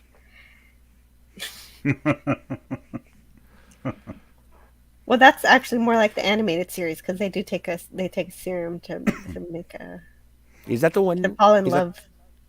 Is that the one that Uhura takes over or takes command? No, that's the Lorelei signal where the sirens take over the men. Oh, and right. They're all lured to the planet. The women have to save the day. I got to brush up on my animated series. Yeah, you need to stop falling asleep when you watch it. I haven't watched it in a long time. Gosh, it's been years since I've seen the animated. Mhm. It was good though. It was generally good. And Gapped After Dark says, "Hey guys, have a great afternoon. Great stream, Joe. Taco later. Talk to you later too, Gap." See you, Gap. Taco later. That's funny. James Caserta, I'm assuming he's trying to sell me one of these. I sell Darth Vader love dolls. Vader love dolls. What? It's appealing Oh, because of the heavy breathing. Oh God. I know. I'm sorry. I had to. Easier, more seductive. That's the spot. It's kind of like that. right there. Kind of like that guy in Blue Velvet, right? Oh yeah. Nice. Come here, Isabella Rossellini. If only you knew the power of the dark side. Blue Velvet. That was quite a film. You ever seen that film, Jill? No, I'm just happy listening to the film occur. Oh, you should watch what Blue you talking Velvet. about? Blue Velvet. Seen it. I've lived it. Tell me Yeah, about it's, it. What's the main plot? It's been so Oh long my, since I've it's seen a- it. Well, I Duke can't remember. He's walking down the road and finds an ear. Yeah, it's Yeah. very weird. It's about a very finding- strange film. Random body parts? What? It's I hate to matrix this, but you can't be told what Blue Velvet is. You have to experience it You for really yourself. need to watch it for yourself. Yeah. Okay. Like, and I wouldn't, I wouldn't put it on an immediate list, but it's definitely something that should be seen. It's like try It's a and describe classic. It is. Try and describe the plot of Eraserhead. I'll let you start. Oh my God, Eraserhead. Jeez, Jill, if you haven't seen that, wow, that's a movie. I don't even Jill, know you if ever you'd seen like El it. Topo? I've seen I- almost nothing. So, That's why she's on the mission to see everything. yes. I'm Hey, on Jill, mission you've to seen see Twin everything. Peaks, right? The TV series? No. Oh gosh. Because I was going to say David Lynch, he's the guy that did Blue Velvet, and that series. So well, you better get ready because I was going to say, if you've seen Twin Peaks, it'll give you some idea how weird it is. But what's the movie that you were saying, Captain Time Lord Spock? Fritz the Cat, I believe he asked. No, that wasn't the movie. Was it Eraserhead? I can't remember. El Topo, Jodorowsky, the one that was El Topo, right? Oh, right. It's a Western, but it's a little bit out there. It's not exactly high noon. Well, noon. I think it's the perfect time to announce that that myself, PvP, and Jill are going to be doing a Twin Peaks podcast. We'll be starting next Wednesday. But I'll be at work. No, I'll be in reality. Yeah, I'll be sleeping in until 6 p.m. In reality, I work late. But in another reality, on September 8th, Star Trek Day, you and I, Scotty and I, will be starting a Quantum Leap stream on the Phantasmagorium. In the Loop, a Quantum Leap podcast, yeah. What time are you on? That's a Thursday. I work that day. Damn. Well, we're going to have it in at, what time? 7? 8? Yeah, 7 or 8. Yeah, because it'll 8 o'clock Pacific time, so I might probably miss some of it. Mm-hmm. Yeah, we will be recording them for future review, so you can watch on the replay. Are they actually remaking Quantum Leap still, or is that... Yes, they are, which is why at least this podcast will at least have some relevancy because of that. Yes, we're gonna watch the good one while the new one comes out. Yeah. Yes. I hate remakes because they generally are bad. I am looking forward to the Night Court reboot, though. Yes. I'm kidding. They're rebooting Night Court? Yeah. Oh, I don't know. I still know. It's going to be hard. Behind you, New York classic. It's going to be hard to match that original cast, though. True. Hey, kid, you like Mel Torme? The Velvet Frog. Mel did some good guest spots in that show. The Velvet Frog. The Velvet Frog. Mel was pretty funny, though, in those episodes, actually. But yeah, the original Night Court was pretty awesome. Actually, I didn't like it when I first saw it. Pull it out. Let's see who is bigger. How many times have you seen the Star Trek shows? Oh, geez, I've lost count. Well, I rewatched some of them more than others. I've probably only seen Voyager and Enterprise once through, but I've seen TNG, TOS, and Deep Space Nine over and over again. Yeah. Same deal. Same here. I'm a little foggy on Voyager. I just actually, I think it was last summer, was when I jumped feet first into Enterprise again because I was so frustrated with modern Trek, and I was like, oh, I'll watch this one. And it was like, oh, this is way better than the new stuff. Yeah, the new stuff makes Voyager seem like the best. Oh, yeah. I would rather watch Threshold than watch any Discovery. Yeah.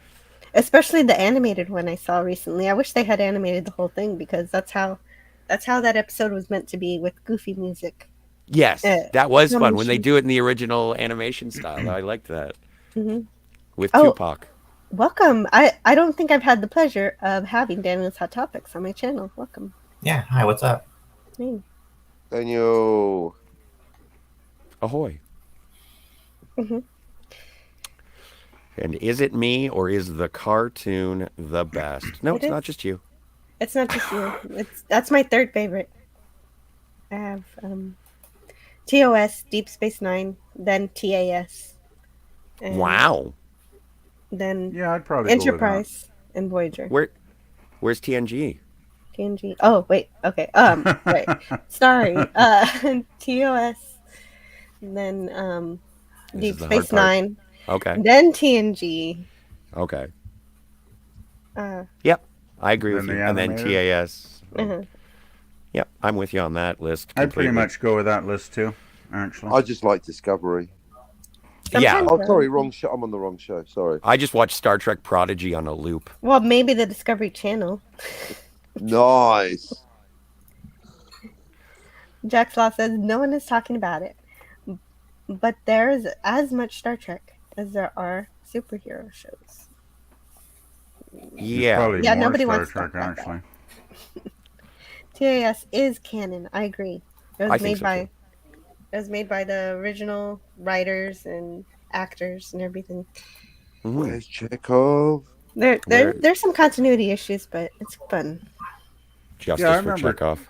I remember the animated series was pretty damn high quality overall. I mean, the animation was kind of basic, but the stories were really, really good a lot of the time. So, and they had a lot of the original cast doing the voices.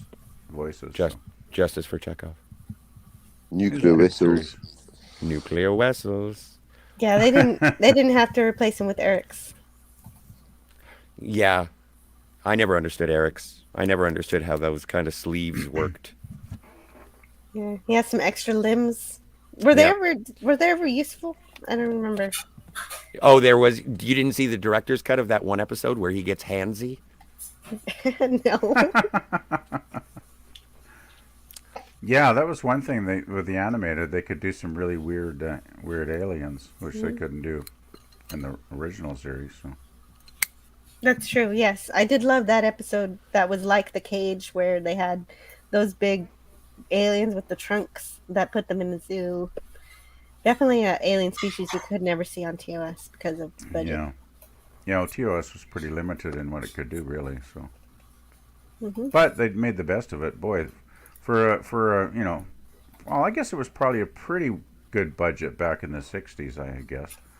But still, I mean, having to put out an episode like every 6 days or whatever, I'm amazed at how good a lot of those shows are. Really, the quality of the sets and the costumes, and considering they were just churning them out week after week, it's like, wow. Yeah, and they stayed within that budget. That was probably pretty tough.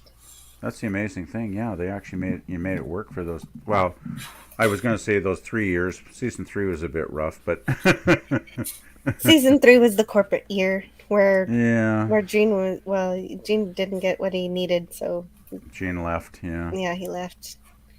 I still think I think season 3 kind of gets underrated, though.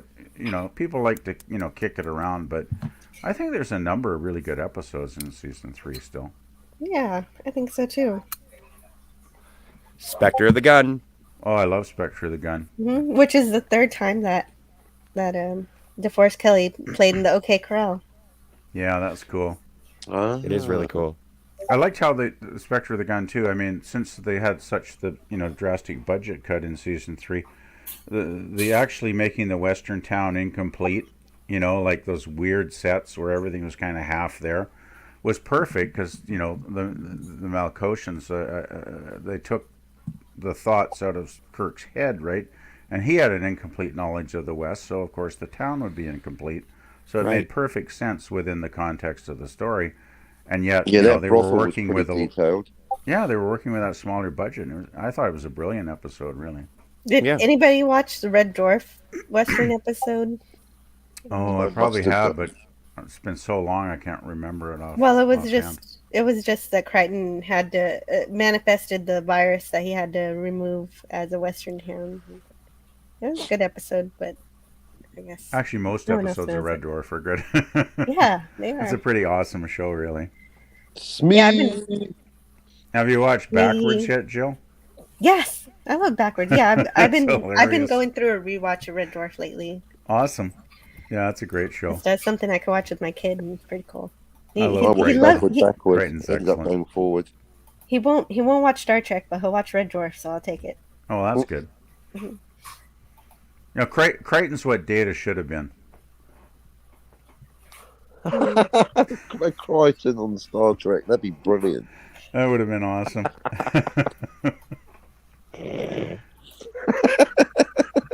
Captain Kirk starts saying Smeghead. Oh, man. I want to see that. Crichton on Star Trek, please make that happen. 48 Oh, what? Go ahead. No, I was just going to say that probably is one of my favorites, Spectre of the Gun. But I mean, there's other ones like what's the one with the Romulan where they steal the cloaking device? The Enterprise incident. Yeah, that's a brilliant episode too. I mean, that's probably the most political that TOS ever got. I mean, that's a very political episode. Because I mean, basically, they were doing espionage, right? Mm-hmm. It was a highlight of season 3 for sure. Yeah, I don't think they ever did anything like that in any other episode I can remember. And then, of course, there's Day of the Dove, which is an awesome Klingon episode. Mm-hmm. Kang. Yeah, I like Kang. I think Kang's one of the coolest Klingons actually in TOS. Mm-hmm. I liked it when he came back for the Deep Space Nine episode. I forget what it's called. Right. They brought a bunch of the old Klingon actors back, didn't they? Yeah. But yeah, I always liked Kang. I mean, Michael Ansara, I guess it was. I thought he gave a really, really good performance in that episode. The best Dr. Freeze. Was he in Dax, in the episode Dax? Where did they go? I think he might have been in Deep Space Nine too, actually. It was Blood Oath. Blood Oath. Yes, that's it. Yeah. Yeah, it was really good. And they have Kang and Koloth and Kor. And they all get back together. And that's right. That's when Jadzia shows her Klingon. Yeah, they go and defeat the albino. The albino, yeah. Oh, it's so good. Mm-hmm. Yeah, and again, Terry Farrell looking smoking hot in a cat suit with a bat laugh. Like, what else do you want? Nothing. Nothing at all. Nothing at all. Jack Law says, "Do you think all the aliens on Star Trek just looked like us because they cared more about the stories or just the cost? Like lazy? Or is this theater is not what matters?" Well, of course it was, at first it was because of cost in the TOS, but in TNG they tried to explain it with this, these aliens who seeded the universe with their likeness. Well, and that's something that sort of comes up in Star Trek lore, like the Preservers and the First Federation and like the older, what happened before the Federation, like the Earth Federation at all. And so they did try and sort of wave it away as like, no, we were all seeded by these people. Mm-hmm. And Dalek likes Red Dwarf. I have never seen an episode of Red Dwarf. Oh, you really should. Yes. Oh, cool! I've seen something you haven't. It's a great show. I know. I was gonna toot your horn. It's a really hilarious show. It really is, and it's good sci-fi too. It is. Sometimes it's fantasy, sometimes it's sci-fi, but it's always funny and charming. Exactly. Yeah. Good summation. I would agree with that 100%. Okay, stop yelling. Blood Oath. We got it. We did get it. I got it before I saw the chat. True. Actually, another couple of season 3 episodes I'd like to mention was the Tholian Web, which I thought was pretty awesome. Yep. And also Elan of Troyes, I guess it is, really? with the Klingon battle cruisers. That was a pretty cool episode too.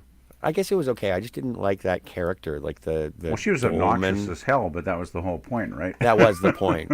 It was the taming of the shrew in space. Yeah, exactly. That's exactly what it was. Yeah, but I really liked.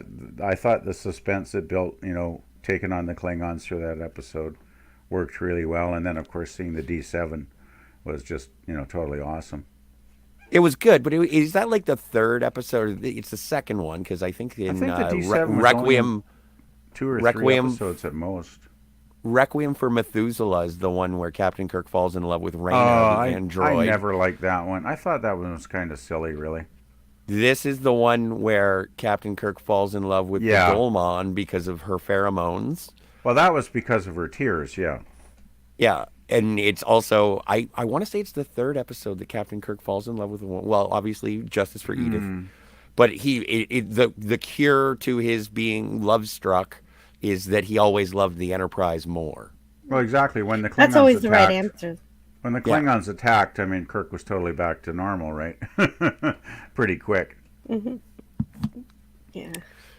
He's always. And I thought it was cool too that her necklace was made out of dilithium crystals, so they could get their power back on the ship. I thought that was a nice plot twist that they wrote in. The shape of these crystals, Captain, I don't know. Scotty was having a fit. And it's always so fun to see the engineers scrambling and being like, I can't do it. Oh, I love seeing Scotty just freaking out. It's always good. So good. But yeah, I like that episode a lot, actually. But there's a handful of really, really great episodes. It's too bad it wasn't more consistent season 3. Mm-hmm. Yeah. What's the word? Well, Spock's brain, I guess. The I don't empath mind is pretty Spock's brain. boring. I The kind of like the empath, empath. I hate the empath. I always pass out if I try to watch that episode. I like the empath. To me, it's another one of those episodes that used the really minimalist sets to its advantage. And I guess people don't like the torture scenes and stuff where they're torturing, Kirk, Spock, and McCoy. But I'm thinking, think of the context of the episode, right? You've got these characters that are they're testing the empath to see if she's compassionate enough and basically empathic enough to care about another, being that's not her own species, to, help them, to save them, basically, so that her planet can be the one that they decide to save, right? Because they can only save the one world, I believe, if I remember my episode correctly. So I thought, the aliens, though they seemed, their methods seemed harsh, but their motives were good, if that makes any sense. So I don't know. I like that episode. And I thought the actress that played the empath was very, very, she was very effective in that role. Is this to be an empathy test? I just thought it was a better episode. I know it's one of those divisive episodes. People either love it or hate it, I guess. But I always thought it was, I thought it was a good episode. Involuntary dilation of the pupil. Blush response. I have to admit, I watched What a season point. 3 the least of all. Oh yeah, there's less to watch. Yeah, but it also goes back to what I was saying about Star Trek 2 is that it's dropped in my opinion, not because I don't like it, but because I've seen it so much. And so whenever I get into watching or going on a rewatch of TOS, I'm gravitated towards season 3 because it's the one that I've seen the least. Same thing with season 1 of TNG. I like watching that because it's the one that I've watched the least. There's always something new to hang out with. Yeah, I love watching did have the a handful. that I don't remember. There were a handful of good episodes in season 1 of TNG, in spite of what people say. So Yeah, there were some good stuff. A few things. Well, and that's why it's fun on Saturday Night Star Trek over on Clobbering Times, is because it's been a while since I've done a rewatch of Deep Space Nine, and it's been years, yeah. First season of Deep Space Nine is something that is sort of, I usually start at The Circle, which I think is the beginning of season 2, but season 1 is almost like a gap, and so it's nice to revisit and be like, oh yeah, I remember this. This is amazing. Yeah, and even if these aren't the best of Deep Space Nine, there's a lot of great character stuff that gets started in these episodes. Absolutely. There's a lot of... I was watching past prologue because I was trying to catch up for tomorrow night, but watching past prologue and watching the development of Ben and Jadzia becoming friends again, and him sort of dealing with her not being Curzon, and it's kind of just fun to see that. And that character development, which is something, it gets overshadowed by Way of the Warrior or the Dominion or any of that. Yeah, the thing is, there's a lot of really good basic world building, laying the foundation for the series in season 1. Where they actually developed the characters into interesting characters, unlike what happened in Next Generation, unfortunately. But they do a lot of good character building. They build basically the whole Bajoran culture. You get all this basic stuff early on, which allows the series to actually take off in the later seasons, right? So I think the first season, doing Saturday Night Trek is actually really made me think that actually season 1 of DS9 is actually pretty damn good. Because I've given a lot of the episodes around a B rating probably. So same. Except for, which one. Oh, let's not say that word again. Move Along Home is the greatest hour of television in the history of television, period. Well, it's the most interesting episode of TV that ever featured hopscotch. True. Oh yeah, that really is a clinker. That one. It is. So it's 2:00, and I'm thinking Time this to is go? this is a good time to go. Okie dokie. And let me show the. Let me close out the poll. Close the poll. I take it Kirk is still victorious. Oh yeah. Oh yes. He's got 50% overall. Nice. There we go. Way to go, Captain. May he rest in peace. You know, and just as we close off the poll, be thankful that he did, even as it was unsatisfying, be thankful that he did not make another appearance, because there was an idea that Kirk was going to end up being chef in These Are the Voyages, the final episode of Enterprise. Wow. Glad that didn't happen. Me too. I never heard that. That's a rumor that or is It that is true? a rumor. No. This is what Raquel would call a factoid. That is just internet scuttlebutt. I don't have any facts to back it up. Kicks for that. Yeah. Mm-hmm. Well, then I deserve a shin kick for more than one reason. But I still like to hear it. Yeah, So it's fun. Thanks for sharing. It's fun to think about. And so Captain Kirk, of course, wins at 50%. Whose death was worse, Captain Kirk? Then Han Solo at 33%. Then Tasha Yar 8%, and the Redskirt, who becomes the Dodecahedron at 8% Yay, you as said well. it. Yeah, I guess Han Solo's death was pretty bad too. I mean, killing off a major character, it was pretty lame way they killed him, right? So. Yeah, right. He pretty much just walked right into that lightsaber. Well, yeah, it's like Han would never do something that dumb, right? It's like, who's writing this stuff? And you can hear all about it on our new podcast, a Star Wars Blue Milk Explosion. Oh, and it's God. starting next Wednesday at 8 p.m. And it'll be me and the captain and Jill and PvP and Dan. And we're all going to sit around and we're going to talk about our favorite deaths in Star Wars.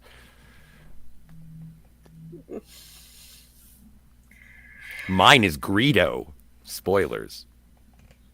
Did Jar Jar ever die on screen? Not yet. Now that would have been something I would have enjoyed. Now, if Jar Jar walked into a lightsaber, I'd watch that. Padme Amidala gets force choked to death, and I can't stop laughing every time. Too much? Probably. Sorry. I don't know. Have you never seen of Revenge of the Sith? I've seen it, but it's been ages. Yeah, fair enough. I've only watched the prequels once. Okay. Yeah, I saw it years ago, but I don't remember much of it, really. I didn't think the prequels were that good overall. And you can hear all about it on our new podcast, The Prequel Show. We do that before our Star Wars show. Never mind. Mm-hmm. For me, actually, the first two films are the essential ones, and even Return of the Jedi I didn't think was all that good, really. Okay, so we haven't heard much from you, Daniel's Hot Topic. Do you have anything to plug or anything like that? I think he's got his mic off, it looks like, Jill. No, he's got his mic off. Oh, yeah. Okay, so what about you? You got anything you want to talk about? I got nothing really to plug except if you want to sub to my channel, that would be awesome. I'd appreciate it. And I have got my music playlists and stuff, which I did actually update about a week ago, so I've been adding new stuff on there. So if anybody wants to go out and check all my music, my playlists, please feel free. And you don't have any videos yet? No. Just playlists? I never get around to making videos, it seems. Yeah. Okay. Well, I don't have a video camera for one thing, so that doesn't help. I'll have to get one of these days. A what? But, yeah. You don't have a what? A video camera? Something to make videos with? I don't know. Oh, okay. I don't really do that either. I make videos anyway. How do you make your videos, Jill? Camtasia. I'm not familiar with that. But, I'm kind of out of it when it comes to tech stuff. Check out his What, do you playlist. use your cell phone or something? Or? No, I just use my live streams and then cut in some video from live streams, from yeah, the of course. shows. But I haven't done any live streams yet either because I have no idea what the hell I'd talk about, actually. I'm afraid I'd do a live stream and nobody would show up. You get used to it. Yeah, I should probably do one of these days, I guess. But if Well, I you could do think have of to a have a topic, topic, right? yeah, You well, do that's have it. to have a mission, and I have a don't- mission to watch everything, so that's my Well, thing. yeah, you've got Star Trek at the center, so Right, yeah. Star Trek. Yeah, what I know is at the center, and then I'm Yeah, branching out from there. I'm not sure what I would talk about really, but oh well. hmm Anyway, yeah, if you want to check out my channel, Well, you certainly have a lot to please do. say, so you never know if we figure it out. Yeah, one of We'll these be days, here. if I ever get around to it, but yeah, I'd like to get some kind of decent, video camera or something I could put up on a tripod to actually film stuff. So Yeah, that'd be cool.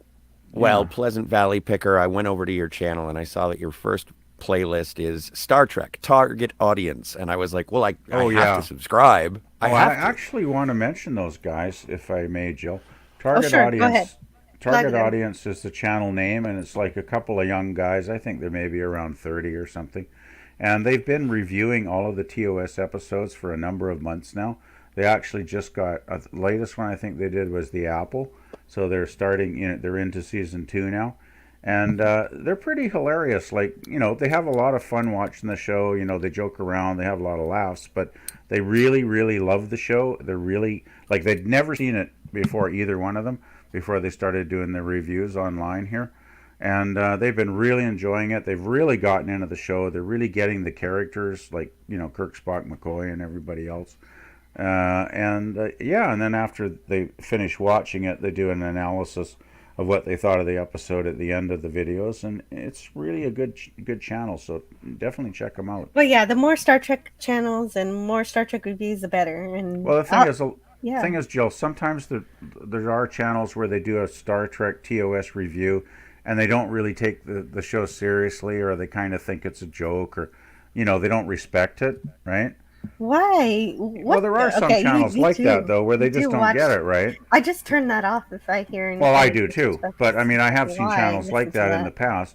But the thing is, with these Target Audience guys, they actually really get the show. They really enjoy it, and they really respect it. And they're actually, like we are, they really are, realizing that it's a great, great show, right? That even though they'd never seen it before. So they're definitely worth checking out. So I just thought I'd give them a plug. Thank you so much. And You're I put welcome. their link in their Target Audience. Awesome. So they've actually been growing leaps and bounds with their subs since they started doing TOS, because all us fans are going on there and subscribing, I guess. Cool. Yeah, great. Awesome. And Captain, what's going on with you? Have you ever watched Pulp Fiction and started questioning reality? If so, check out my channel. If not, don't worry about it. That's it. Cool. Well, you talk about lots of different kinds of movie theories. Just right now, you're questioning the reality of Tarantino because he seems to do it in every single movie. Every movie. Yes. There's a pattern emerging. There's more layers of reality to Tarantino. He's working on more levels than I ever realised. Check out the Phantasmagorium for a complete overlook on all of the Tarantino. And if you like that, want to go deeper and deeper into it, I'll be doing a follow-up show. Yeah. Okay. And then, yeah. I don't know what's real anymore, but I'm kind of liking it. I don't know what's real either. I'm confused. Yeah, exactly. But let's talk about Scotty's channel. I haven't known anything that's real in the last couple of years. Seems like the world's gone totally bonkers, really. But that's okay, because, I mean, I can hang out here, so everything's good. And, if you want to subscribe to the Phantasmagorium show, we've covered all of the James Bond movies, and right now we're in the middle of doing sort of a Quentin Tarantino film festival on our show, Bullets, Blades, and Babes, on Wednesday nights. And sometimes I show up on time. Yeah, no, you do great on those shows, and I'm so excited every time that you do that. Even though you were an hour out, you did mention it in the chat, so it was understandable. And it's better to be prepared than go in not ready. So, and it was a great show. It was worth the wait. Thank you very Worth much, the and look. thank you, Jill. I really appreciate having these conversations about Star Trek because you're one of the people that I think really gets the heart of the show as well as the science and the technology. And so it's not just nitpicking, but it is about the characters as well, and that's why I like hanging out here. Yeah, thank you. I appreciate that, and I like hanging out with you too, and all of the people on my panel. Well, except for Captain Time Lord, he's a bit of a douche. He's okay. He's okay. I know. I My shouldn't slag him. reputation precedes me. But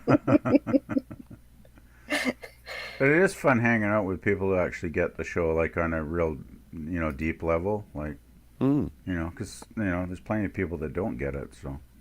Well, and I appreciate Dalek's perspective in terms of you can't get that much water and whale into a Klingon bird of prey, but it's sort of something that I forgive.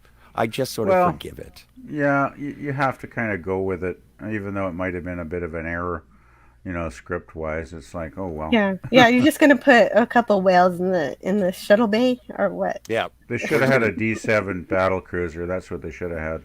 We're just gonna strap them to the wings. Well, no. That's what they needed. They needed transparent aluminum. Transparent aluminum. Yeah, that's a weird concept too. Don't they have it? I thought that's they a real do thing. now. Actually, it's a they real do thing now, now, don't they? I think. It is. Yeah, geez, that's bizarre. Transparent, I can't see that happening. Yeah, Star Trek kind of foretold so many things, didn't it, when you think about it? It did. Well, this has been great. Yeah, it's been great fun, Jill. Yeah. Let me get this ready here. Where am I? Okay, so I'll just play a series of videos to take us out. Okay. I'll be ending the series of videos with my friend Raquel's books. Raquel writes short stories that are like the Twilight Zone, and I'm still working my way through them, but they're really quick to read when you do finally get to it, and they're really creepy and cool and about futurism and real science fiction. So check that out. And thank you everybody for joining us today. We'll see you next time. Yeah, thank you for having us, Jill. I really enjoyed being here. Yeah, thank you so much, Jill. Thanks, You're Jill. welcome. And Lord Thought says, great show. And me, I'm a no-show. Aw. No, it's okay. I did send you a link, but it's okay. You're always welcome, but never obligated. Oh, wait a second. What? Dalek says if you look at the schematics of the Enterprise D, it apparently had dolphin tanks. Yeah, that's true. Really? There's cetacean operations. We can talk about it next time, but yeah, there are dolphins on the Enterprise. Oh yeah, I'm not a ship person, so I don't know all the ship things. So yes, teach me ship stuff. We'll talk about it next time. Mm-hmm. And bye Dalek. He bought one of Raquel's stories and enjoyed it. Yes. So we'll and there were ducks as well. Yes, in one of the shuttle bays, I think. And ducks. Well, I did know they had like that little zoo area where Alexander wanted to save one of those animals. I did sort of know. I forgot about that episode. Thank you. Okay, and we'll see you next time. Bye, everybody. Bye. Yeah, Have a great bye, day. everyone. Bye. Bye. I've been acting for 35 years. 135 credits on IMDb. I was in a long-running series. You might remember it. Star Trek. But all I'm known for is combing the desert and saying, we ain't found shit.